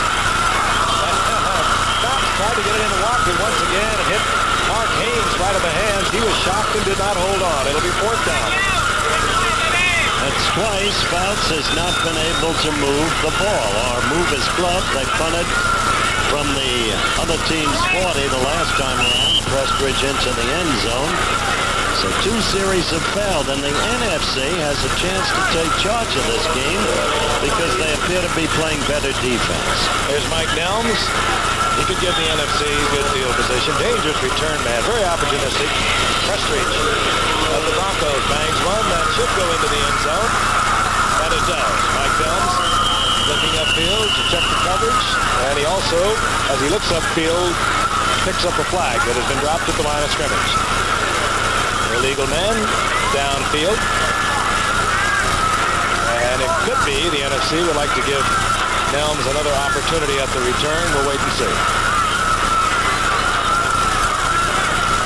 I think they have elected to decline the penalty, therefore they'll take the touchback, and they'll have the ball 1st and 10 at their own 20-yard line. Obviously, we are having a problem with our officials' microphone, which ordinarily informs you of who's involved with what. And right now, we're at the year of the boar. Only appropriate to Hogs of the Redskins. This is indeed the year of the boar. Smurfs, we go through that again. 1st down and 10, the NFC. We're set. It is Cotton Mills up close to the 25-yard line, tripped up there by Gary Green. Give Dorsett 4. It'll be 2nd down and 6. Marcus Allen. He did exactly what he was expected to do, and a whole lot more. Philip Munson. One of those Heisman Award winners. I told you that there were 4 of them here. All 8 backs. We've seen little of George Rogers because he mildly pulled a hamstring in practice today. And we have Allen. We have Dorsett and Sims, all winners of the Heisman. Andrews over the left side, battling out there close to a 1st down. He'll get it at the 31-yard line. And we're going to go down with Fran Tarkenton with another NFL Hall of Famer, Bobby Mitchell. Bobby, it's been a big week for you, assistant general manager of the Redskins, and now the Hall of Fame. How do you feel? Feel real good, Fran, with the Super Bowl and now the Hall of Fame. It's just too much. What was your best position, running back or flanker back? Well, I always thought my best position was running back, but of course I love the flanker because it gave me more longevity. Okay, back up to you, Frank. Over 14,000 combined yards, receiving, kickoff, running. 1st and 10. Dorsett is collected by Gary Big Hands Johnson of the San Diego Chargers. Right at the line of scrimmage. Maybe a loss of 1. Call a second down on 11. Back to Fran and Bobby. Bobby, you played beside Jimmy Brown, and how was that? Well, it made it real easy for you, Fran, because we got in trouble, we could always give it to the big man, so I was relaxed back there. How you like being in the front office as opposed to playing? Well, this is the best part because I don't get hurt. Good luck to you. Congratulations. Back up to you, Frank. What a talented player. Only 2 other players, Jim Brown, O.J. Simpson, collected more overall yardage than Bobby Mitchell. Second down and 11. Theismann trying to screen. He gets out to Andrews, and there is a big open field in front of William Andrews. Andrews moves into AFC territory, marked at the 47-yard line. The screen set up beautifully by Joe Theismann, making it look like he's going downfield. Then he takes that other step and gets it out. This is what I expected as we look at this again. Joe, marvelous at setting up a screen, hitting the flow the other way and then throwing backwards, in this case left, as you saw. And I suggested that when Fouts had failed to carry his team on 2 consecutive series, the NFC, which has been playing better defense, might be ready to move offensive. That's what they're now doing. Good convoy for Andrews by Larry McCurran of the Packers. Kent Hill of the Rams. First down and 10. Theismann back. Throws it into a crowd, and a beautiful shot by Joe Theismann to loft it. Theismann had to thread that needle between 2 defenders. He gets it to Lofton, who had to concentrate. That is professionalism. Let's take a look at it from the end zone, and you'll get an idea what Theismann had to do. He had to get it between 2 defenders. He had some smoke on that ball. Look at that. He has total confidence in himself now, and why not? And Lofton, with great concentration, gets the first down at the 33-yard line.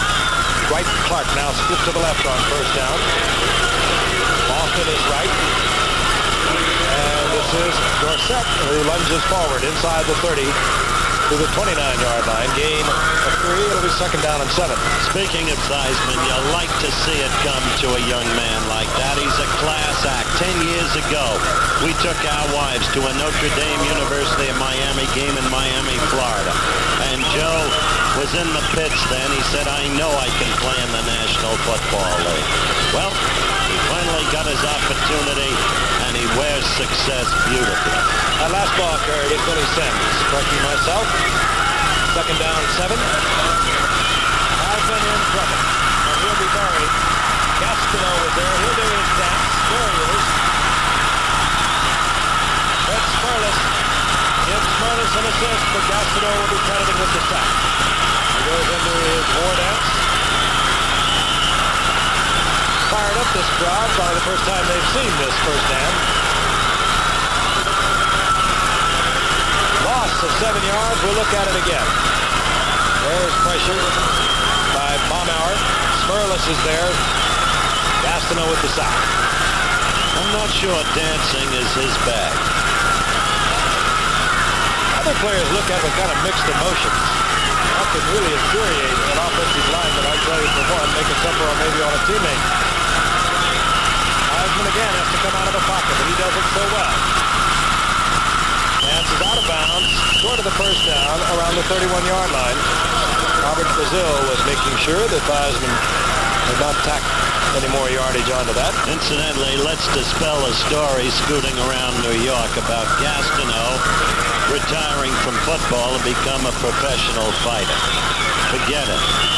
Mark himself just scoffs at the story. In the meantime, it's interesting, as Theismann scooted left and elected to run with it, did you see Gastineau cross over the field? Tremendous speed and range. Does he have speed? We saw him in the Superstars a year ago.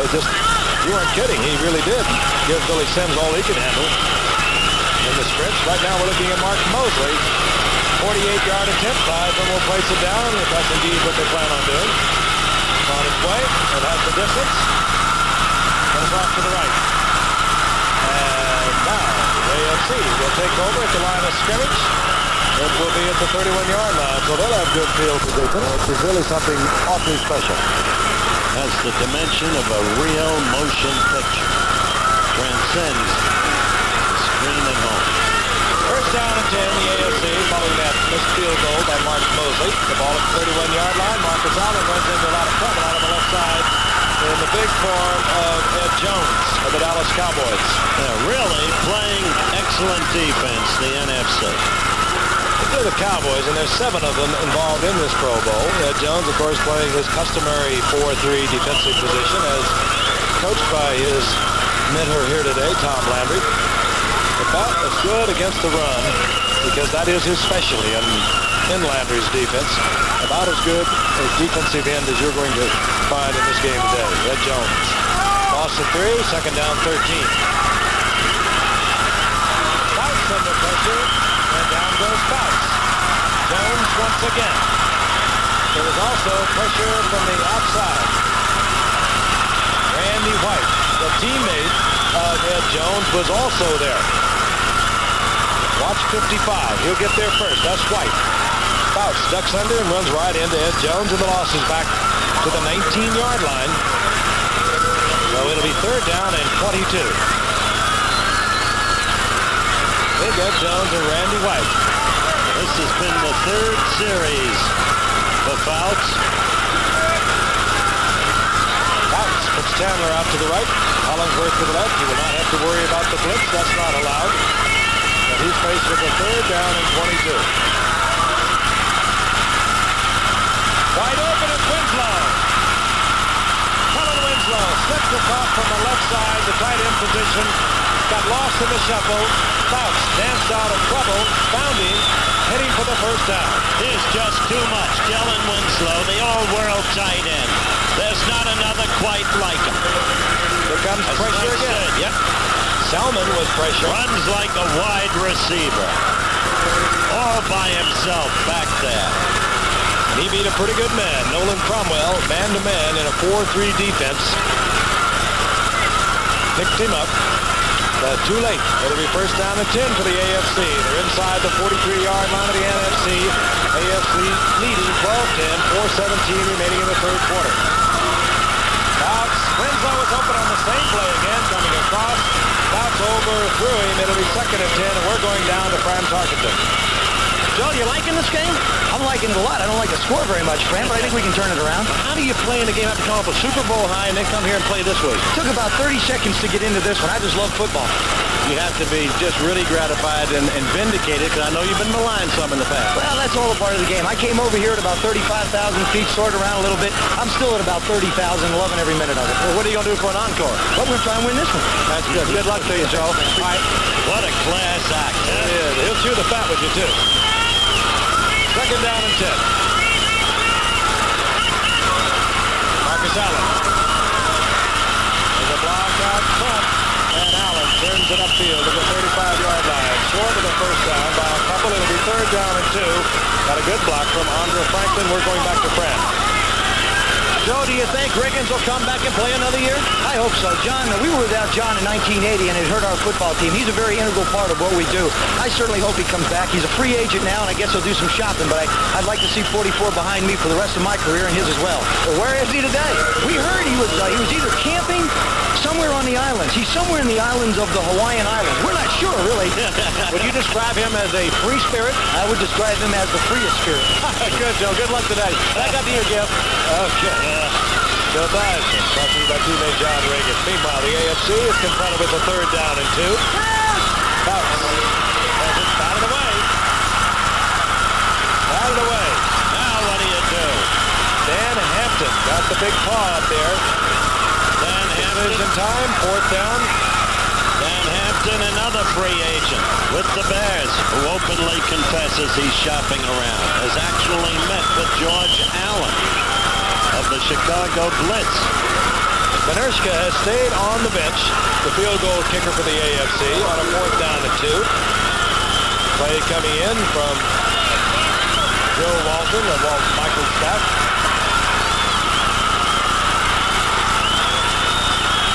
And Fouts will put it on top again. Gets it to Collinsworth. He has the first down at the 30-yard line. Dan Fouts, who is so completely confident in his ability to put the football where it has to go. Fourth down and 2.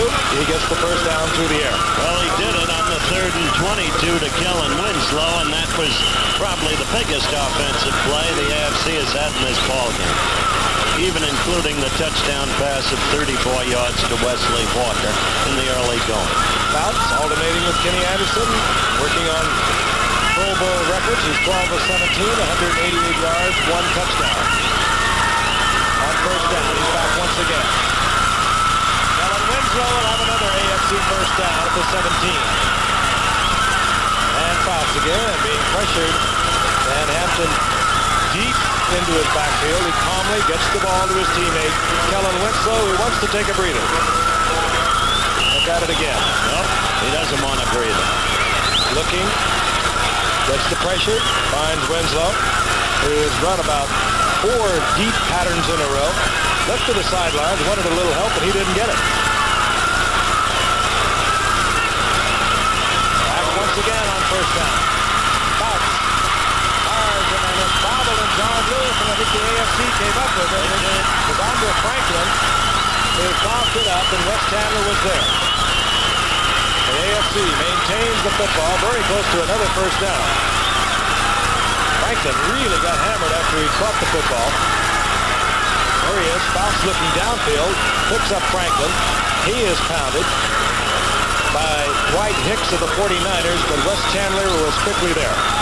We'll have the measurement as you see. In the meantime, the AFC has caught fire ever since that long third down play. Fouts to Winslow. First down, goal to go. Ball at the 6-yard line. The AFC leading 12-10. We have 2:58 remaining in the third quarter. As good as Fouts is, Frank, it helps to have a remarkable man like Winslow. He's just remarkable. And Chandler. And Charlie joining. They have some receivers. Talk to Don Shula about how you shut him down. And Allen did not like it up the middle, and he tries to get outside, cuts it back once again, and gets inside the 2-yard line. Nolan Cromwell on the stop. Marcus Allen left USC with a Heisman Award, the senior year, over 2,300 yards rushing, set 12 NCAA records while he was there. But what he really has is a great head on his shoulders. He has football instincts that just do not, you just come along maybe once in a decade. Let me tell you something. He's like Muhammad Ali in his prime. That's what Allen is. He gives you the body and he takes it away. Second down, goal to go. Allen. Off the football player. Touchdown. You can't ever hit him flush. He's got a technique whereby you never hit him flush. Marcus Allen gets it into the end zone. Should have been stopped. It wasn't. Came back to the inside. He works against the grain as good as any running back in football today. And that's where you make the big breaking plays, when you go back against the defense. And he did it once again, even down to the goal line. The AFC extends their lead. They bring on Roth Benushka for the conversion. Ustreach, the punter, will place it down.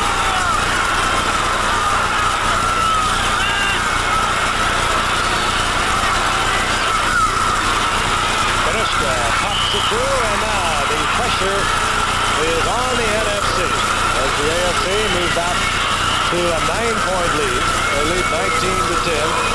2 big plays by Marcus Allen, clutch catch and pass at midfield. But Ertz going to kick off. Nelms is deep. And he will move in front of Billy Sims and take the ball. Mike Nelms. Up to the 25 to the 26-yard line. First and 10 for the NFC. Again, a reminder, ABC's Wide World of Sports next Saturday, 5 o'clock Eastern Time. Number 1 ranked WBC contender Greg Page goes against Larry Frazier in a live 10-round heavyweight bout from Cleveland, Ohio. Also, U.S. Figure Skating Championships. That'll be from Pittsburgh. You'll see ice dancers Judy Blumberg and Michael Siebert defend their national title in the U.S. Figure Skating Championships. Plus a report on 2-time world and national champion Scott Hamilton in the men's competition. ABC's award-winning Wide World of Sports next Saturday, right here on ABC. Quarterback remains Joe Theismann. And on first down, Joe drops left side of the flat, finds William Andrews. And Andrews bounces out of bounds up close to the 35-yard line for a gain of 8. It'll be second down and 2. Andrews is an absolute bull. But to show you how diversified this pass offense of the AFC has been, Kellen Winslow scored 4 for 74. John Stallworth 5 for 41. Wesley Walker 4 for 59 and 1 touchdown. Pretty tough if the game should end this way to pick an MVP, isn't it? But that also tells you the character of pro football today. Everyone has got to catch that football if you're going to play offensively today. Second down and 2. Billy Sims, big opening, gets the first down, out close to the 45-yard line. And the strong 205-pound running back, they are definitely in vogue. Minute 20 left and counting down in the third quarter. I wonder if we'll see Danny White in the fourth quarter if the NFC continues to trail. First and 10, wide receivers. James Lofton, he'll split to the left. Dwight Clark goes to the right. Ball resting just inside the NFC 45-yard line. Andrews pulls for a couple. Keeps the 4-3 defense honest. Let's go down to Fran Tarkenton. He's with Mark. Mark, did you have any fun in this game? I'm certainly having lots of fun. I'm glad we jumped ahead with a lot of stake, a lot of pride and everything. And guys are ready to play. Are you surprised these guys really want to win as much as they do in a Pro Bowl? Well, like I said, it's a pride involved. These guys out here in respective divisions and conferences, and they want to play ball, and they want to be the best. What did you think about your year? Well, I was satisfied. I wish we would have went all the way, but, things can't work out all the time. From Heisman Trophy to Rookie of the Year ain't bad, though. No, it's not. I'm looking forward to next year. It's going to be a lot of fun. All right, get Carter. You saw it as we listen to Marcus Allen. William Andrews fumbled the ball and took an NFC bounce into the arms of Billy Sims. He moved it downfield for an NFC first down at the 38-yard line. Sometimes it's better to be lucky than good. Most times it's better if you're playing football. Let's look again. Andrews gets hit hard upfield. Bang, there's the contact. Out comes the ball. It bounces off the helmet of Donnie Shell. Popped right into the arms of Billy Sims. When you see Donnie get over there and make the hit, Shell, of course, the great strong safety. 39-yard line, first down. Theismann back. There's a man open. Lofton lost the concentration. He had two men sweating him. Mike Haynes was there, and Donnie Shell. And Kenny Easley was coming over. Kenny Easley was critical on this play. I don't think anyone got a finger on it. Right there.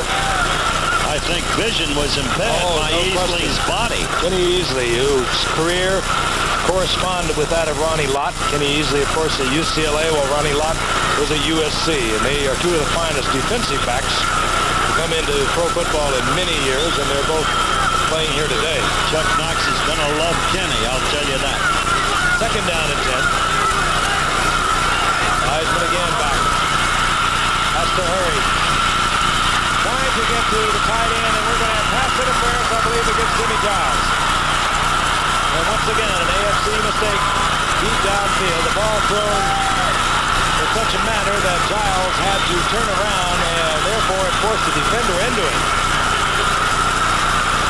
And that play will also expire time here in the third quarter. Here's the call.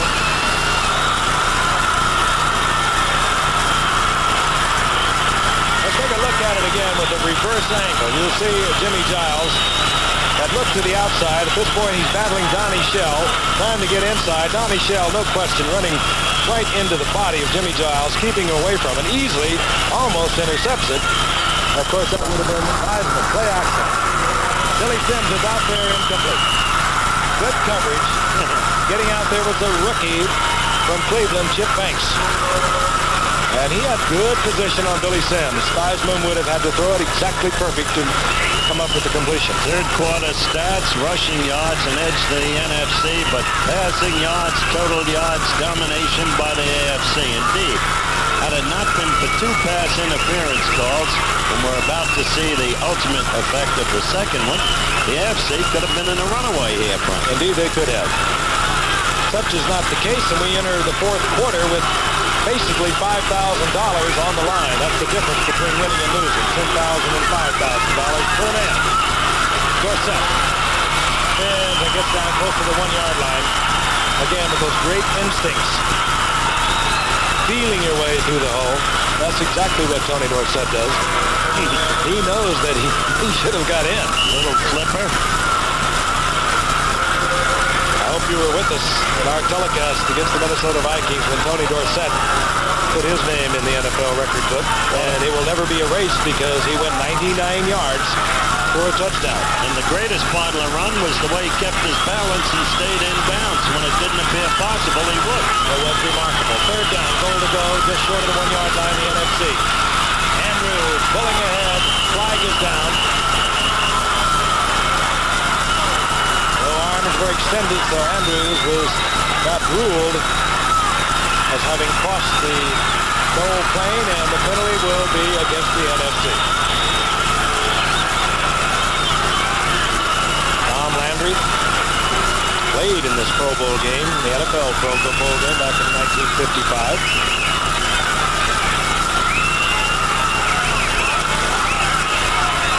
Oh, you talk about a beautiful shot. Diamond Head in the background. You know about Waikiki Beach. It's quite a place over here. They have recovered from the Hurricane Evie that hit in November. I had an opportunity and the pleasure to have dinner with Governor Ariyoshi and his lovely wife last night. They're very proud of the way the Islanders have pulled together. They had tremendous damage, and they're very proud not only of their Pro Bowl, but their Hula Bowl, and of course the Hawaiian Open that comes up next week. Third down, goal to go. Right clock, and another flag is down. And this time we could have a pick, or we could have offensive interference. Yes, that's what we're going to have. That will be negated. 2 consecutive penalties. 1 taking away a touchdown. Right Clark trying to get inside. And he was battling and pushing against Donnie Shell. And they'll call it against him. And that's trouble because they'll be backed up to the 16-yard line. Offensive pass interference again. Referee Fred Silva's microphone is not functioning today, but that was the indication. What's happening here is both teams are getting tired. The heat down on that field is just fierce. By the way, this field is so beautifully maintained. George Toma, I'll get to that in a moment. Let's go with the play. The ball is at the 16-yard line. Third down, goal to go. The NFC does not want to settle for 3. Boston goes up into the end zone and almost intercepted. Tony Dorsett out of the backfield. Lester Hayes was right back there with him. And now they will have to settle for the field goal. And the reason for that was, again, the green helmeted one. Gastineau just helped Theismann to his feet. He was in on Joe. Joe had no recourse but to throw, and the throw was errant, as you saw. And again, very heady defense. They allowed Andrews out of the backfield to be wide open. Linebackers dropping deep, giving Hayes a lot of comfort underneath. He was put back in perfect position. But had they gone to Andrews, the AFC realized that he could not have got it in. Here's Mark Mosley, field goal attempt. 34 yards. Block! That is, how many kicks have we seen blocked today? 3? 4. So another block kick, and the AFC gets the football back after the NFC had a first round goal to go at the AFC 7. We'll be back. Contain man is blocked by 2 different Cardinals. Now, you make the call. Is this a legal tactic by St. Louis? Once the ball is kicked, the kicking team player can be blocked any number of times by any number of players as long as the blocks are above the waist. This is a legal play. Baumauer has just blocked Mark Mosley's kick. That is the 3rd kick that Mosley's had blocked. One for 27, 48, and 34. But Erska's had a pair of blocked, and we've had a blocked punt. It's a day for special teams with strange faces. That's exactly what it is. Case, these players ordinarily are not involved on special team work during the course of the season, and we're seeing the effect of that. First down and 10, 28-yard line, the AFC. The AFC moves to the football for a moment as Freeman McNeil recovers and steps out of bounds at the 24-yard line. He'll lose 4. He's lucky at that bounce. Sam beating down and taking his toll on the AFC and NFC All-Stars. I I was mentioning this artificial turf and the beauty of this field and how well it's maintained. George Toma, maybe the best groundskeeper in baseball, probably for the Kansas City Royals, been over here. He says the crew that maintains this field is the finest crew he's worked with anyway. Second down, 14. Anderson fires and is taken there by Wesley Walker. Now they say no, incomplete. As Ronnie Lott was all over Wesley Walker, he almost had possession of it, but almost won't get it done. By the way, Frank, Toma is a groundskeeping genius. He actually psyched Catfish Hunter into believing that he tampered with the Kansas City mound, and Catfish reached a point where he couldn't win at Kansas City. He used to talk to me about it often. Third down now in 14. 13:38 remaining in the game. 19-10. The AFC over the NFC. Kenny Anderson wants a big one. Looking for Wesley Walker. And Walker and Mark Haynes were in a sprint for the football. That falls incomplete.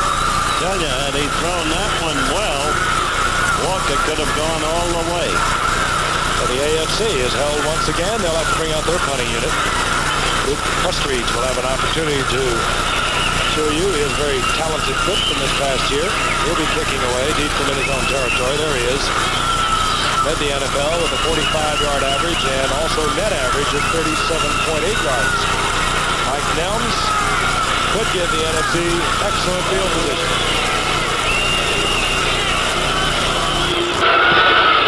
Again, Prestridge. This time it doesn't turn over. Short kick. Here comes Nelms. And Nelms works his way out over the 40-yard line, close to the 42 for the NFC. Trailing by 9 points. We'll have good field position. And we'll be back in Honolulu after this.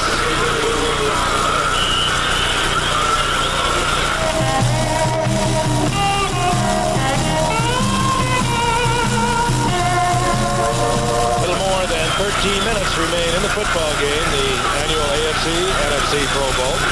NFC trailing by 9 points. The AFC on top 19-10, first and 10. NFC at their own 47-yard line.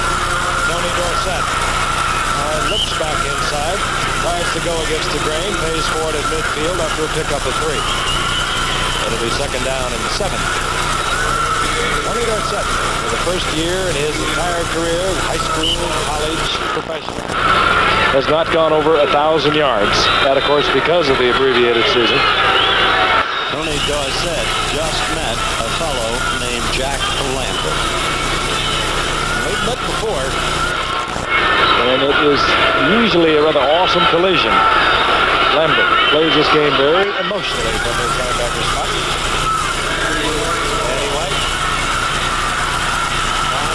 And Jefferson holds on even though he was hammered hard downfield. Hit there by Barbaro of Kansas City, but he was really concentrating on the football. I don't know how he holds on to this. Watch it. Well, he knew it was going to happen. Shot. Oh! He took a look. He knew Barbaro was going to be there. Tucks it away. What a shot. And he just bounced up like a rubber ball. I'll tell you, the defense that's being shown today is amazing. Frank commented earlier, it's the age of the 34 defense. These fellas, most of them, playing the 4-3 under the rules, all of them have to. They've been amazing. Screen pass on first and 10, and the back did not get out. It was intended for William Andrews. Mark Gastineau pressuring Danny White to release that even before he wanted to. I'm getting a little tired of looking at that helmet. Mark Gastineau this year, 6 sacks, lost his teammate and fellow NFL sack leader from a year before, Joe Klecko, early in the season. And it only meant that Gastineau was faced often with 2 and 3 men trying to pressure the passer. Second down and 10. 28-yard line of the AFC. The NFC needs to get into the end zone. They trail by 9. And again, $5,000 a man difference, winner and loser.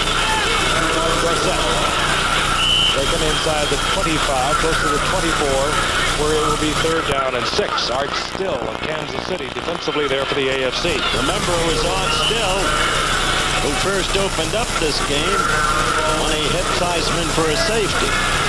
He's had a good game. Yes, these fellows are playing great defense, Frank. They're really playing the 4-3 well. Again, I'll comment on it because it's not what they're used to. They can only use one zone defense. That's a strong side roll. It really does inhibit them. Third and long for White. Intended for Jefferson, or rather Charlie Brown, and knocked away by Mike Haynes. It'll be fourth down. Once again, we'll see the field goal get it. That will be Mark Mosley. Eddie White had the time. There was just good coverage as Charlie Brown was working against Mike Haynes. And there's Haynes going up and knocking it away from Charlie Brown. All right, Mosley, he'll be getting a little gun shy. He's had 4 of the block. He'll hit this one, Frank. Theismann will place it down. Watch Hendricks, 83, 42-yard effort. This time, Mosley gets it to the uprights, and the NFC draws to within 6 points. 11 minutes remaining in the final quarter of the AFC-NFC Pro Bowl, the final game of the season. We'll be back in a moment. NFC had to settle for a 42-yard field goal, Mark Mosley, and they had drawn within 6 points. They trail 19-13. Set to kick off, Mark Mosley, and deep was Chandler and Rick Upchurch. Mosley. Wes Chandler will bring it up. Chandler finds an opening, and Chandler is over the 30-yard line, where it will be first and 10 AFC. Let's go down to Fran Tarkenton once again. Bob, your feelings after the Super Bowl loss? That was the most empty feeling I've ever experienced in my life. I think it's worse getting there and losing than it is losing on the way up to it. I've been there. I understand what you're talking about. Yeah. You know, you played for 2 great coaches, the late Bear Bryant and Don Shula. How do you compare them? Well, they're a lot alike in a lot of different ways. They're both disciplinarians, and they believe in the basics and hard work, and I've just been fortunate enough to play for both of them. Okay, Geoff, up to you. Thank you, Francis. First down 10, the AFC. The ball at the 32-yard line. Kenny Anderson has it deflected away, and it'll be a battle for this one. The ball incomplete. That ball belted up into the air. Lawrence Taylor finally comes up with it. Harry Carson had an opportunity to collect it. Let's look again. Pressure comes from Kenny Anderson's left side. And knocked away by Dan Hampton. There is Carson. He doesn't hold on, and it's incomplete. Second down 10, 32-yard line of the AFC. Plenty of time for the NFC in this ball game. Anderson. Walker. Wesley Walker short of the first down. Out just over the 41-yard line, and it'll be third and short.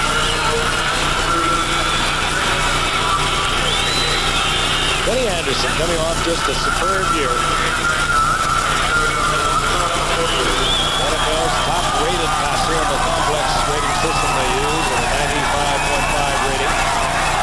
The average, setting a new NFL record, 70.6% at 12 touchdown passes. That broke the record set by Sandy Baugh in 1945. Third down, less than a yard, and there's good surge by the defense of the NFC, and I believe Andre Franklin is short. He could have even lost a foot. All the Pro Bowl games we've seen, we've worked, Frank.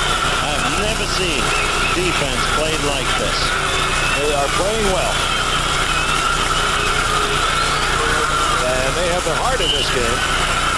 Not to mention their pocketbooks, because, again, there is a $5,000 difference between winning and losing.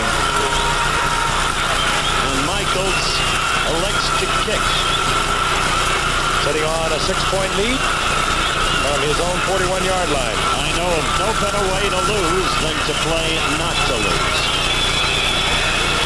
Westridge to punt. Mike Nelms positions himself at the 15-yard line. And now, too much time getting their special team on the field. These players just are not used to coming out on punting teams. Well, now you've got to kick. Probably was right before, too. Well, when you miss a third and a foot, it kind of makes you think twice before you go fourth and a yard. Prestridge puts it up, and this will be Nelms from the 18-yard line. Mike Nelms, and he constantly amazes me. He gets a whole lot out of nothing and does it frequently. Gets out to the 38-yard line, and the NFC will have a 1st and 10. Good field position. Nelms. Kinney easily down there for the stop. 45-yard punt by Prestridge on his season average. Frank, I'll never forget when Bobby Beathard, who's the true architect of the Washington Redskins Super Bowl team, said, I found me a kid in Canada who's going to be the best kick runner in football. Don't forget, The Winds of War, Herman Wouk's Pulitzer Prize winning novel.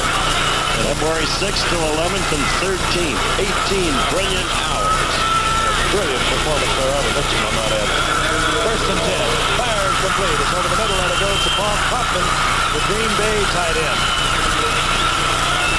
Danny White working at quarterback for the NFC. He was a little shaky when he came in the second quarter. Seems to have settled down somewhat. Looks fine now. We're assured there is nothing wrong with his shoulder. His coach had the faith to jam him back in there despite a 9-point deficit. Tom Landy will always have faith in Dan White, which is now a 6-point deficit, I might add. 1st down 10, the ball inside the 41-yard line of the AFC.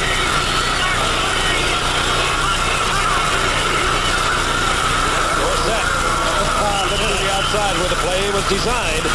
Nothing doing there. Squirts to the inside for a 4-yard pickup. It'll be 2nd down and 6. Seconds ticking off the clock. We're inside 9 minutes. And the NFC trailing by a touchdown. A conversion will put them ahead. Simplified play calling, by the way. When you are going to sweep right, you don't say 49, you just say sweep right. Both teams using words instead of numbers. Danny White, complete. Paul Kaufman gets the 1st down and out of bounds inside the 30, close to the 28-yard line. That time they suckered Gastineau beautifully. They let him get in there. White drifting right was untroubled by him. In the meantime, Paul Kaufman there to receive again. The underrated tight ends, much like his counterpart here today, Dan Ross. Kaufman will catch the football for you. And what a threat he is with Lofton and John Jefferson. And Glenn Dickey drops for that football for the Packers. They're going to be around, too, for a while. Hot still goes out. Ben Williams comes in. Jefferson split right on the 1st down.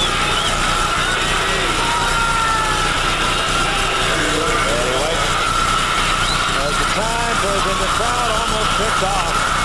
Gary Barbaro had it in his sights and did not handle it.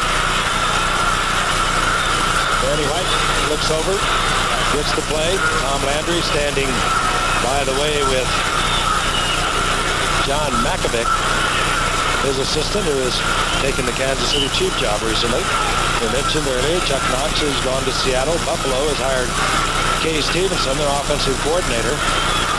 And Chuck Knox, what do you hear about on to Seattle? What do you hear about Darryl Rogers and the Rams? Well, you've just been reading my notes. I heard a lot about it.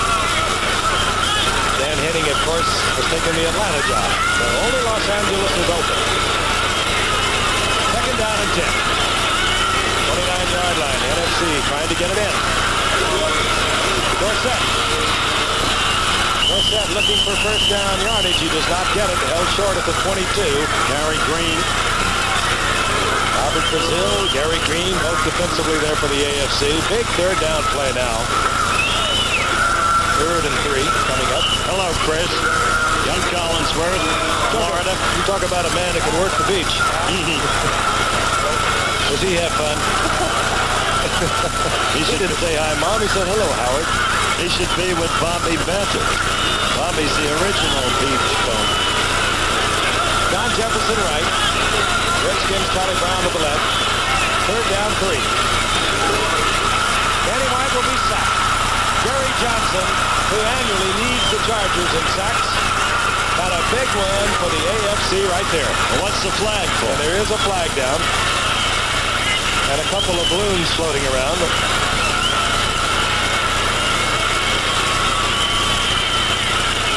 finally being detailed there by referee Fred Silva.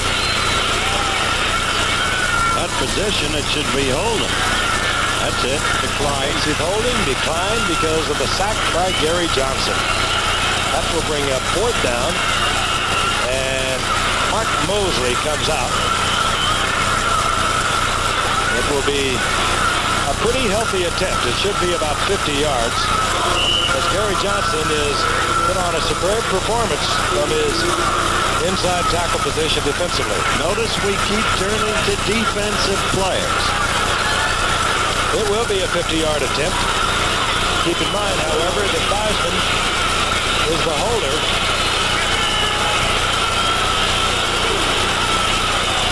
On its way, that will be short. And to the right. And the AFC will have possession at the line of scrimmage, and that's the 32-yard line. So again, the NFC cannot get it in. And they trail with 7:21 remaining, 19-13. Howard Cosell and Fran Tarkenton, that's our story, with 7:21 remaining in the game. The AFC over the NFC 19-13, and the game has turned into a defensive contest. The AFC has turned back the NFC once again, and they have a 1st and 10 at the 32-yard line. And this is Freeman McNeil of the Jets. Piled up. He'll lose a yard. But it's Tony Peters, I think, up there quickly from the strong safety position. I point out, we have just been told that the AFC-NFC Pro Bowl has been renewed. It's going to return to Honolulu for the next 4 games. That announcement coming from Governor George Ariyoshi and NFL Commissioner Pete Rozelle, who's on hand today. It will be played here for the next 4 years. I think that's only appropriate that it is. The players like to be here. 2nd down and 11. And underthrown, intended for Wesley Walker. I'll tell you, Dan, 3rd and 11. Hampton again forced that throw. Let's go quickly now to Fran Tarkenton. There's never been a more graceful receiver than Paul Warfield. And Paul, how do you feel about your induction into the Hall?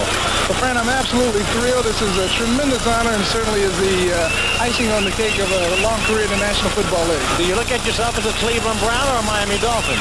Well, sort of both, Fran. You know, I had several years in Miami, and of course I wrapped up my career in Cleveland, and I enjoyed playing in both areas. Well, you're a great player. Back up to you, Jeff. 20.1-yard average on 427 receptions. Paul Warfield. 3rd down and 11. Bounces back. Has to hurry. Gets the ball out to John Stallworth. And Stallworth with a great catch, driven out of bounds.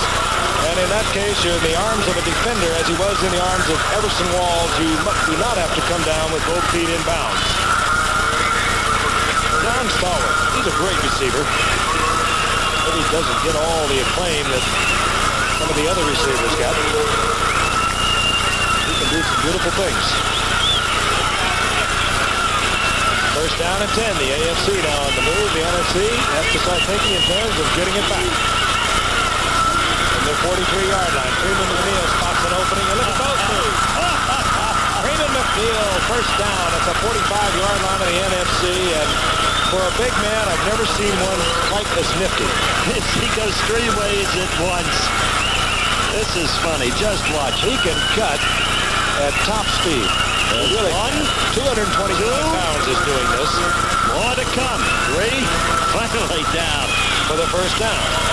He is built like Smoking Joe Frazier. He's got the same kind of body and the same kind of body strength when Smoking Joe was a kid. Inside 6 minutes remaining. On 1st down. House changes off. Fires it complete to Dan Ross. And Ross moves to the 30-yard line for another AFC 1st down. What's interesting is that Walt Michaels is staying with Dan Fouts, who just hit Kenny Anderson's favorite receiver.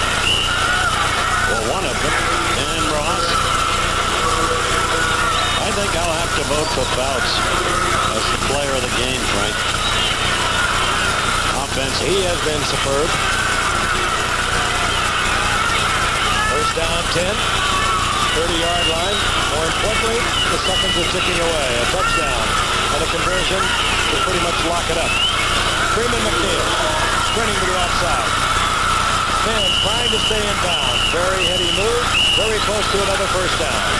I want to remind you, after the game, stay tuned, except on the West Coast, for Ripley's Believe It or Not, followed by the premiere of Herman Wouk's The Winds of War, an ABC novel for television, and a superb one indeed. Starring, of course, Robert Mitchum and Ally McGraw. 4:40, and the clock continues to move. The AFC over the NFC, 19-13. Both teams with 3 timeouts. Good move by Freeman McNeil to stay in bounds. Of course, he was trying to pick up the first down, but in his mind, I know he was thinking, let's keep the clock moving. Fouts has a lot of time. Picked off in the end zone is Everson Walls, his second interception of the day. And Everson Walls has kept the NFC's hopes alive. And a possible $5,000. Again, the winners take away $10,000 from men. The losers, $5,000. Fouts just underthrew this ball because it could have been 6. Man, he checked off one receiver quickly, looked deep, was trying to get to Walker. Walls playing it beautifully. And does his thing again. He did it 11 times a year ago. 2 key interceptions for Everson. A great tackle. He's got to be considered defensive MVP. 11 interceptions a year ago, 7 this year to lead the NFL once again. And he's picked off 2 today. And Fouts could have blown his MVP with that throw. Don't be fickle. On 1st and 10, a flag is down. Danny White. Fouts lost it. Who has the first down, but again, a flag is down.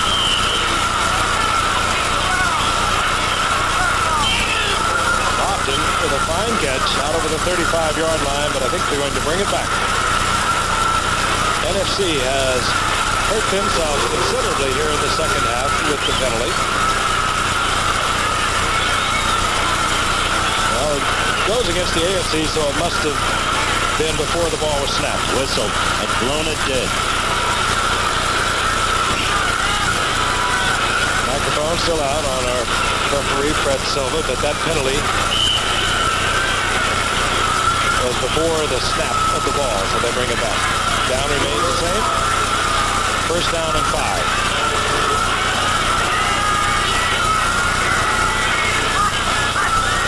AFC movement, you saw it. Furnace moving across the line of scrimmage. He tried to do a little ballet step to avoid the contact, but I don't think he made it. That should bring up an NFC first down. Remind also our viewers on the West Coast, the Superstars will be coming their way next. Offsides, you saw Fred Sperlis did not control himself, so it'll be an NFC first down. 4 minutes remaining. 19-13. The AFC over the NFC, and the NFC trying to get back in it.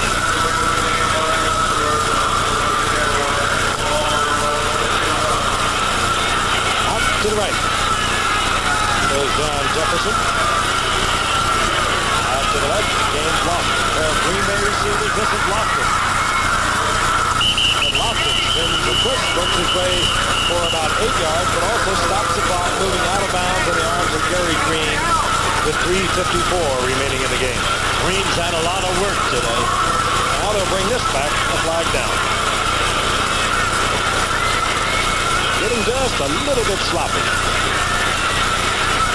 Interesting, though, how these great athletes can come together, practice only a few days, and play the kind of football that they have played today. Another look from our helicopter, a live shot of Waikiki Beach, Diamond Head in the background on a spectacular day here in Honolulu. Game open with the AFC taking a 9-0 lead. The NFC battled back to take a 10-9 lead. With 3:54 remaining in the game, the AFC on top, 19-13. Second down and 3. Penalty was pressed against the AFC. Intended for Jimmy Giles. It's incomplete. Big third down now coming up for Danny White and his NFC team.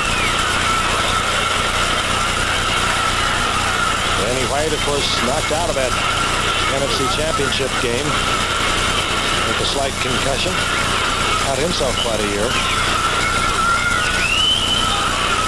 Actually, his best year ever as a starter, even though, again, it was the abbreviated 9-game season.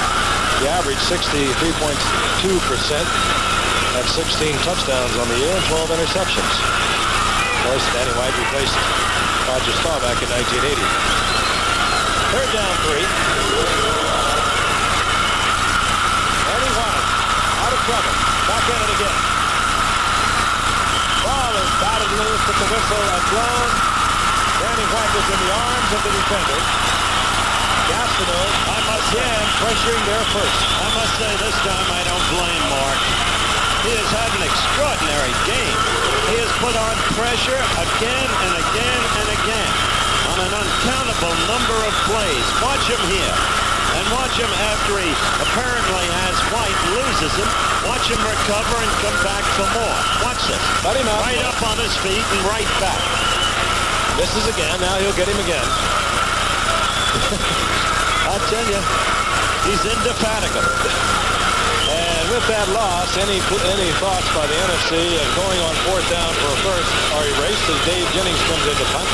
Rick Upchurch settles in for the AFC at his 35-yard line. Beautiful punt by James Jennings. Takes Upchurch to the 28. He was taken down by a terrific tackle by Dwight Hicks of the 49ers.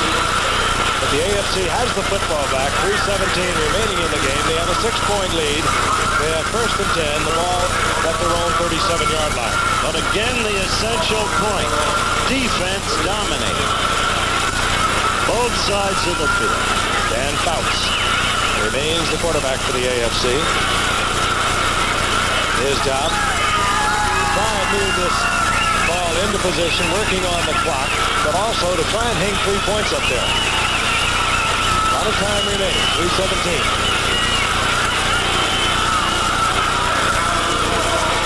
Foul cut, batted away, and it could be picked off, but there are no blue jerseys. Matt Blair was racing for it.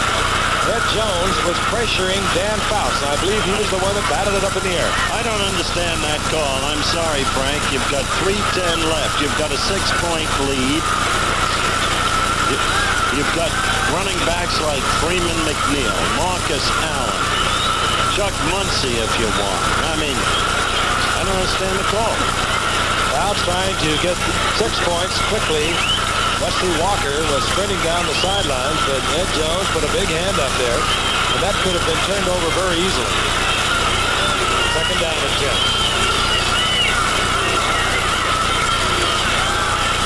Andre Franklin. And Franklin turns over the football, but I think going to say it was blown down. NFC says yes, they had it. But the whistle is blown up at the 42-yard line after a gain of 5 yards by Franklin. And the crowd has turned partisan NFC. They really have. They've gone crazy for the NFC here. NFC has been penalized several times here in the fourth quarter, and they have hurt. They had good field position at one point. They had a touchdown call back. They failed to get points after they had a third and goal at the 7, or rather first and goal at the 7. Third down 5. Again batted away.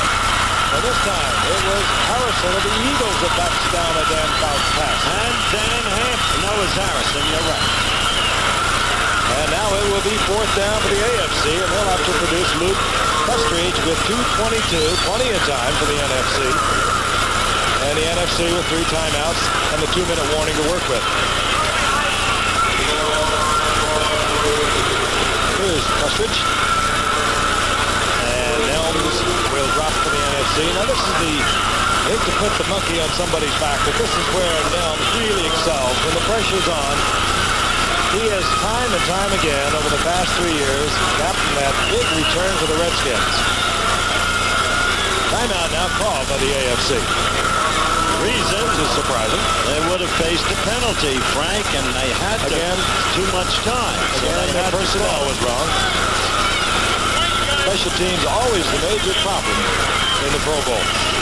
Players playing on the special units, of which they do not play during the course of the regular season. And they'll sit over the bench And they come out on offense and think, oh, I got to be out there. And at the time they get out there, the 30-second clock is ticked down. Tom Landry coached this game many times over the years. As I mentioned earlier, was a player as an all-pro defensive back for the Giants in '55. Same year, Walt Michaels, his counterpart today, was an all-pro linebacker with Cleveland. Prestige hangs it high, and Nelms have to make a decision. This will be interesting. Nelms is going to claim he was not given room to catch the football. However, his own man blocked an AFC man into him. I think the AFC is going to get it.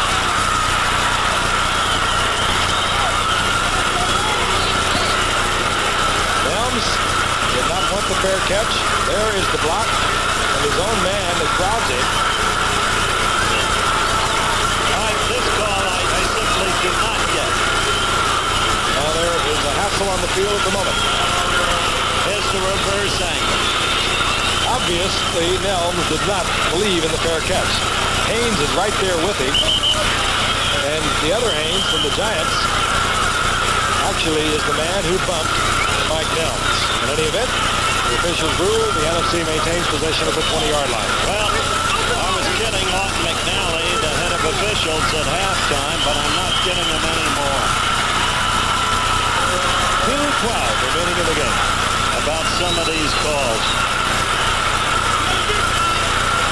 And now, penalty being marked off against the AFC.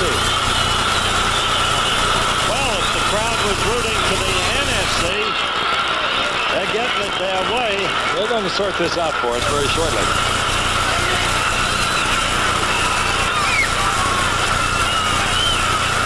And now they're saying we're going to bring it back.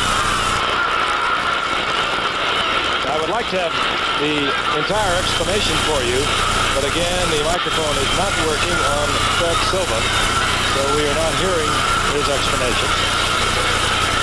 Well, according to Art McNally, they ruled on an AFC guy blocked. Walt Michaels is trying to sort it out also. He's sitting on a 6-point lead, 2:12 remaining. The NFC now has the football at their own 35-yard line. That could have been the penalty that was assessed on the crowding of Mike Nelms, and then was neglected to walk up, he walked off. Danny White back. Screen, middle screen, Dorsett. And Dorsett up close to another first down as we head through the 2-minute warning. Dorsett just short of the first down. The NFC will not get off another play. They have 3 timeouts remaining, 1:58 remaining on the clock. And Danny White will go over and visit with his own head coach, Tom Landry. It'll be 2nd and 1 at the 44.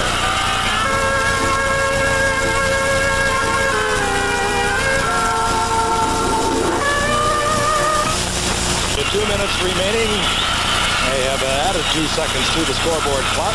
It ran down to 1:58. 2nd down, less than a yard to go for the NFC. They trail by 6 points. The ball just inside their own 45-yard line. We're going to get you a detailed explanation of what transpired on that Mike Nelms fielding of the punt when it appeared an NFC player bumped into him. Although it did appear as if the penalty was assessed against the AFC for not allowing Nelms room to field the ball. But again, we'll get to the detail for you in a moment. 2nd down, less than a yard to go. Danny White looks it over. Billy Sims steps back, gets a couple of yards out near the 48-yard line. It'll be hurry-up offense now for the NFC, which has 3 timeouts remaining. I think this is the best played Pro Bowl game we have yet seen. And it's a crime if it's determined by an official. Danny White outside, and good coverage on Jefferson forces Danny White to take it outside. Lester Hayes again with a fine defensive play. Remind you again, stay tuned next, except on the West Coast, for Ripley's Believe It or Not, followed by the premiere of Herman Wilkes, The Winds of War, an ABC novel for television starring Robert Mitchum and Alan McGraw. And for you on the West Coast, coming up next, the men's final of the Superstars. Incomplete pass stops the clock at 1:33 remaining in the game. Lofton and Jefferson, the two receivers for Danny White. Danny White again under pressure, and again Lester Hayes on the coverage, and Lofton is saying, absolutely, I was hit before the ball got here. But it was awfully close. It sure was. And here you have a succession of calls with officials possibly determining the outcome of the game. Well, they often do. Let's watch Lofton again. Lester Hayes cannot hit it until the ball is there. And he obviously did. I think that was interference. Okay. 41-yard line is the first down. 128, and the crowd, the capacity crowd, they all remain here chanting NFC. I think if it were the other way around, they would be going AFC. Billy Sims, good screen, sets up nicely at Sims for the first down inside the 30 to the 28. Upended by Robert Brazil. And this time, Danny White will use a timeout. There's not much of a mistake at this point. 2 timeouts remain for the NFC. And Danny White will move over to the sidelines. And the NFC has the first down at the 28-yard line of the AFC. The NFC down by 6.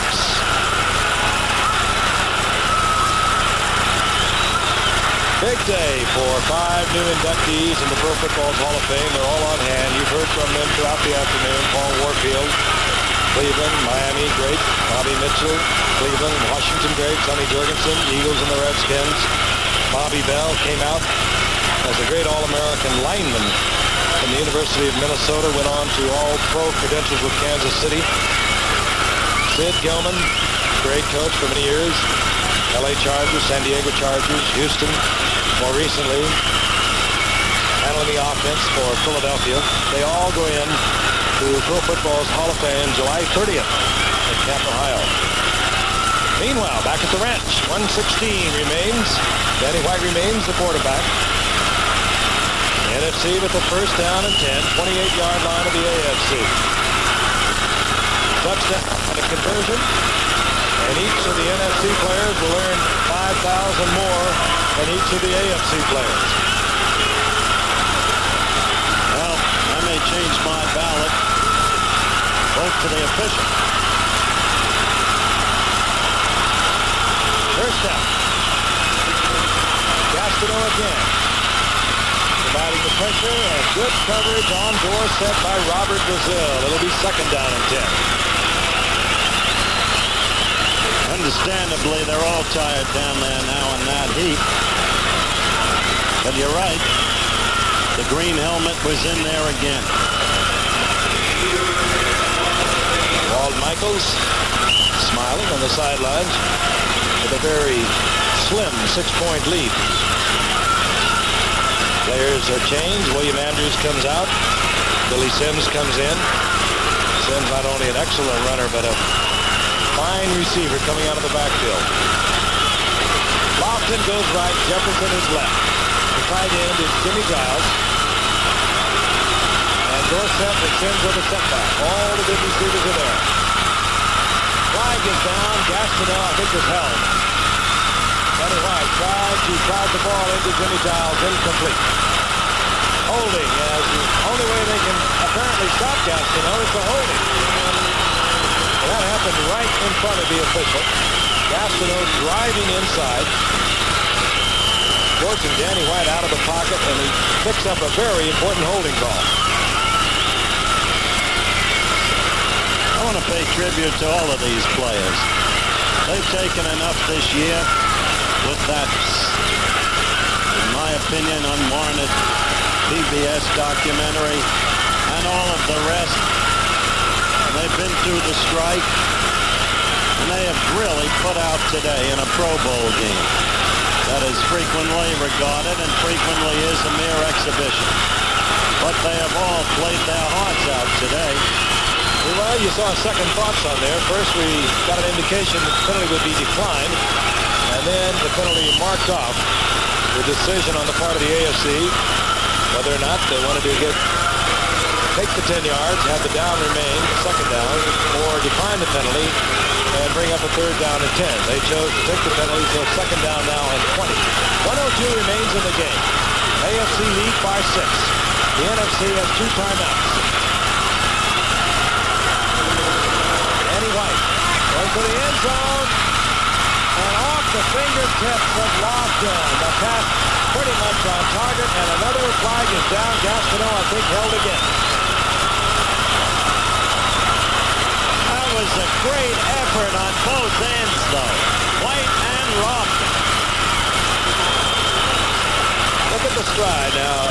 Lofton is about a 9.3 sprinter. Lester Hayes absolutely drafting on him at this point. Former world-class long jumper, just off his fingertips. Just too long. Holding again, this time they will decline it. That's on the left side. Gastineau again, almost had his jersey ripped off. But Gastineau has put incredible pressure in these closing minutes. And twice now, consecutive holding calls against Gastineau. He has to be the defensive player of the game, don't you think, Frank? Well, we've got about 4 or 5 from you so far. Yeah, but this guy has been incredible. 55 seconds remaining. Third down and 20. White going for half of it. The ball to Giles. He pops it out there. And again, a very opportunistic maneuver on the part of the NFC as they get the ball back. Often all over the field here in these closing minutes. So it's going to bring up 4th down. And 7 yards as the NFC calls timeout. Let's watch it from the reverse angle. Danny White with the 3rd down and 20 is thinking, I'm going to get half of this. Hits Jimmy Giles. Jimmy Giles did not tuck it away, but it took a NFC bounce right into the arms of Lofton, who was where he should have been, around the football. So it's going to be 4th down and 7. The special expanded edition of ABC's Wide World of Sports, by the way, has been brought to you by Budweiser Light. The light beer brewed with quality ingredients and Beechwood aging for a clean, distinctive taste worthy of the king of beers. And by Honda Motorcycles. Honda, follow the leader.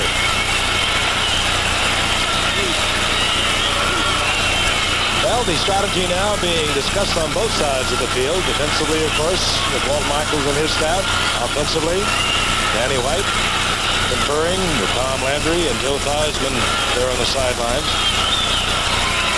Tom, very graphic in what he would like Danny White to do. Sounds like he wants him to work to the left. And still has Danny White. Still got a good chance to bail this game out. 44 seconds remaining. The NFC down to their last timeout. And here is a man that has made a world of difference in these closing minutes. Pressuring, forcing his blocker to hold. 2 consecutive holding calls. 4th down. Could be the final play for the NFC. Blocker is left. Jefferson up at the top of your screen.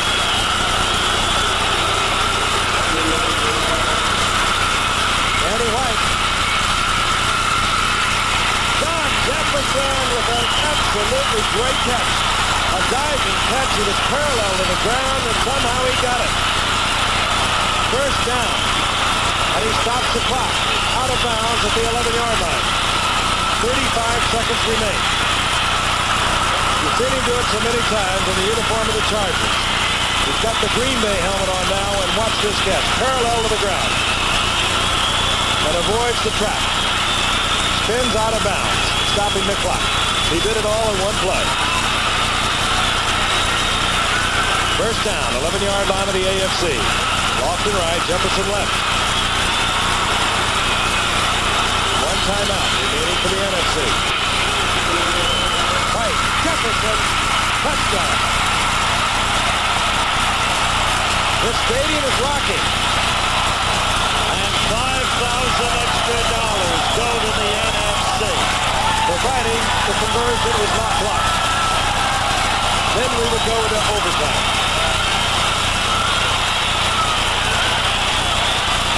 And also So 31 seconds remains on the clock.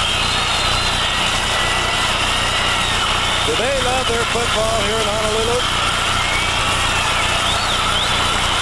Tremendous crowd on their feet. Cheering, I suppose, the NFC because of the proximity, perhaps, of the Rams for so many years and the 49ers. But maybe just cheering the great play of the NFL's finest. There's no question that Jefferson was utterly brilliant. They all were, for that matter. Mosley. There was movement, and the whistle sounded before the conversion.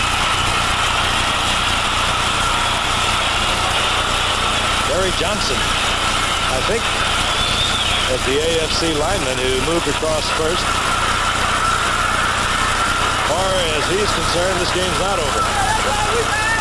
Give a lot of credit to Danny White. Give credit to all of them.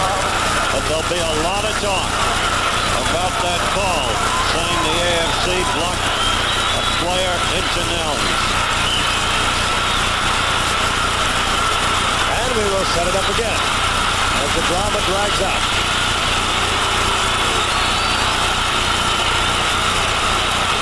Heisman gets it down. Mosley gets it through the upright. And the NFC, with 31 seconds remaining in the game, has a 1-point lead. The AFC has 31 seconds, 2 timeouts. They should be able to reel off 3 or 4 plays at least. Just a straight slant shot to Jefferson. Ronnie Lott, or rather Mike Haynes, played it as tight as he could. He had to think that Jefferson might go to the outside. He's on a man-for-man spot. And it was a perfect shot by Danny White. Let's go back. Here's what we talked about earlier. The AFC was ruled to have violated, and the call was, I guess, that they did not give him room to catch the football. And it will be questionable. It certainly will be. In any event, the NFC came back. They got their first down with a diving catch from Danny White to John Jefferson. They got their go-ahead touchdown and conversion when John Jefferson took the slant into the end zone from Danny White. Remind you, this telecast is presented by the authority of the National Football League. It's intended for the private use of our audience. Any rebroadcast or other use of this telecast without the express written consent of the National Football League is prohibited. Again, 31 seconds remain. The AFC has 2 timeouts. And another penalty had been assessed on the conversion. So the kickoff will be from Mosley at the 40-yard line.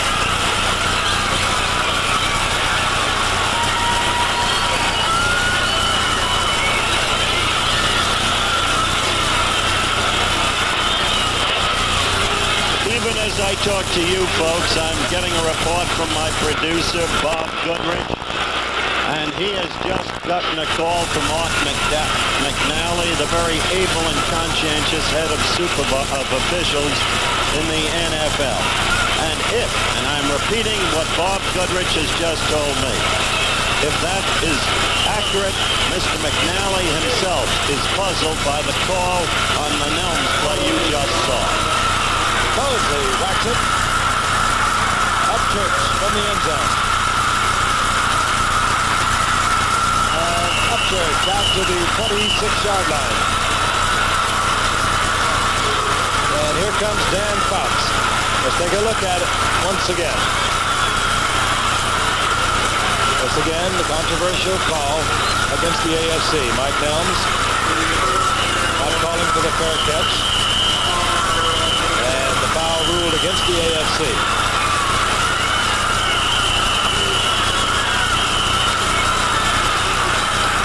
Okay, live action once again. 26 seconds now remain in the game. Dan Fouts is in the lineup, along with Kellen Winslow, the wide receivers are John Stallworth and Chris Collinsworth. And now the officials are going over to the AFC bench. And they're going to have a little conference. Referee Fred Silva back onto the field.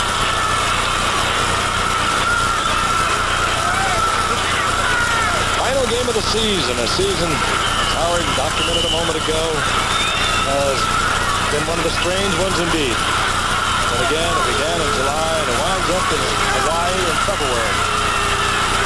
On first down, Fouts, he needs big chunks of yardage. He'll be sacked at the 18-yard line. And as he was falling to the artificial surface, he was calling for timeout.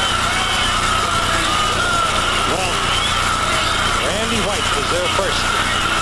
I'd like to once again pay tribute to these men who played so hard today. I never for myself dreamed that they'd play this way in a Pro Bowl game. There's one that plays wherever he is involved. Jack Lambert. He's been here every one of his 8 seasons now with the Pittsburgh Steelers. 21 seconds on the clock. One timeout remains for the AFC. Another 2 timeouts. But myself. Fox has the time. Tries to get it deep to Collinsworth. And he was picked up over there. Everson Walls in front of him. The free safety Nolan Cromwell drifting into the picture. So it will be third down. And 19.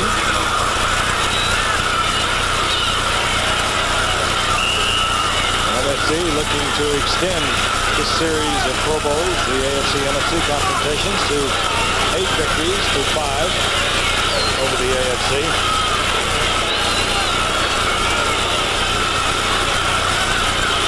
Collinsworth now split to the left, John Stallworth right. Doug Silva's waiting because there is once again another conference going on downfield.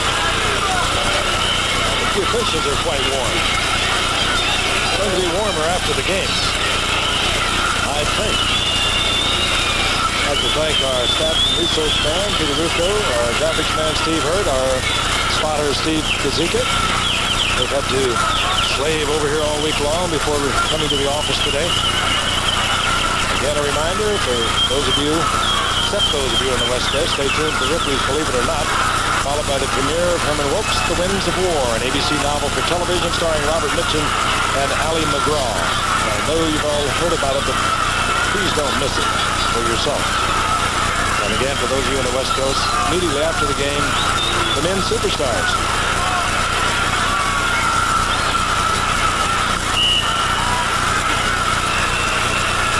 Well, they've elected Fouts and Jefferson as the respective MVPs. Third down, 19. 15 seconds remain. Fouts under pressure. Ed Jones is there. Fouts tries to slide it back into the middle. It's incomplete. John Stallworth, I believe, the intended receiver. And it will be fourth down. Final play of the game coming up. 8 seconds remaining. Dan Fouts, I think, always believes he can get it done no matter what the odds. Meanwhile, Danny White deserves a lot of credit, that player. He found John Jefferson. He found him for the first down on fourth down. He found him for the touchdown.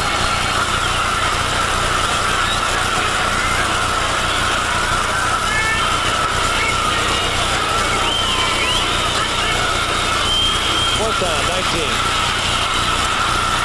And the old flea flicker playing down the sideline goes Chuck Muncie. John Stallworth took the ball, lateral off, 1 second on the clock remains. Now, Howard, you just received the detailed information of what happened. Let's have it. As we watch Fouts once again as he keeps the AFC alive. That is a wrong replay. That was the wrong replay. Search again for the Mike Nelms. We're looking for the Mike Nelms replay, and then we will give you the final official explanation. I'm not sure it'll make anyone happy, including the league itself.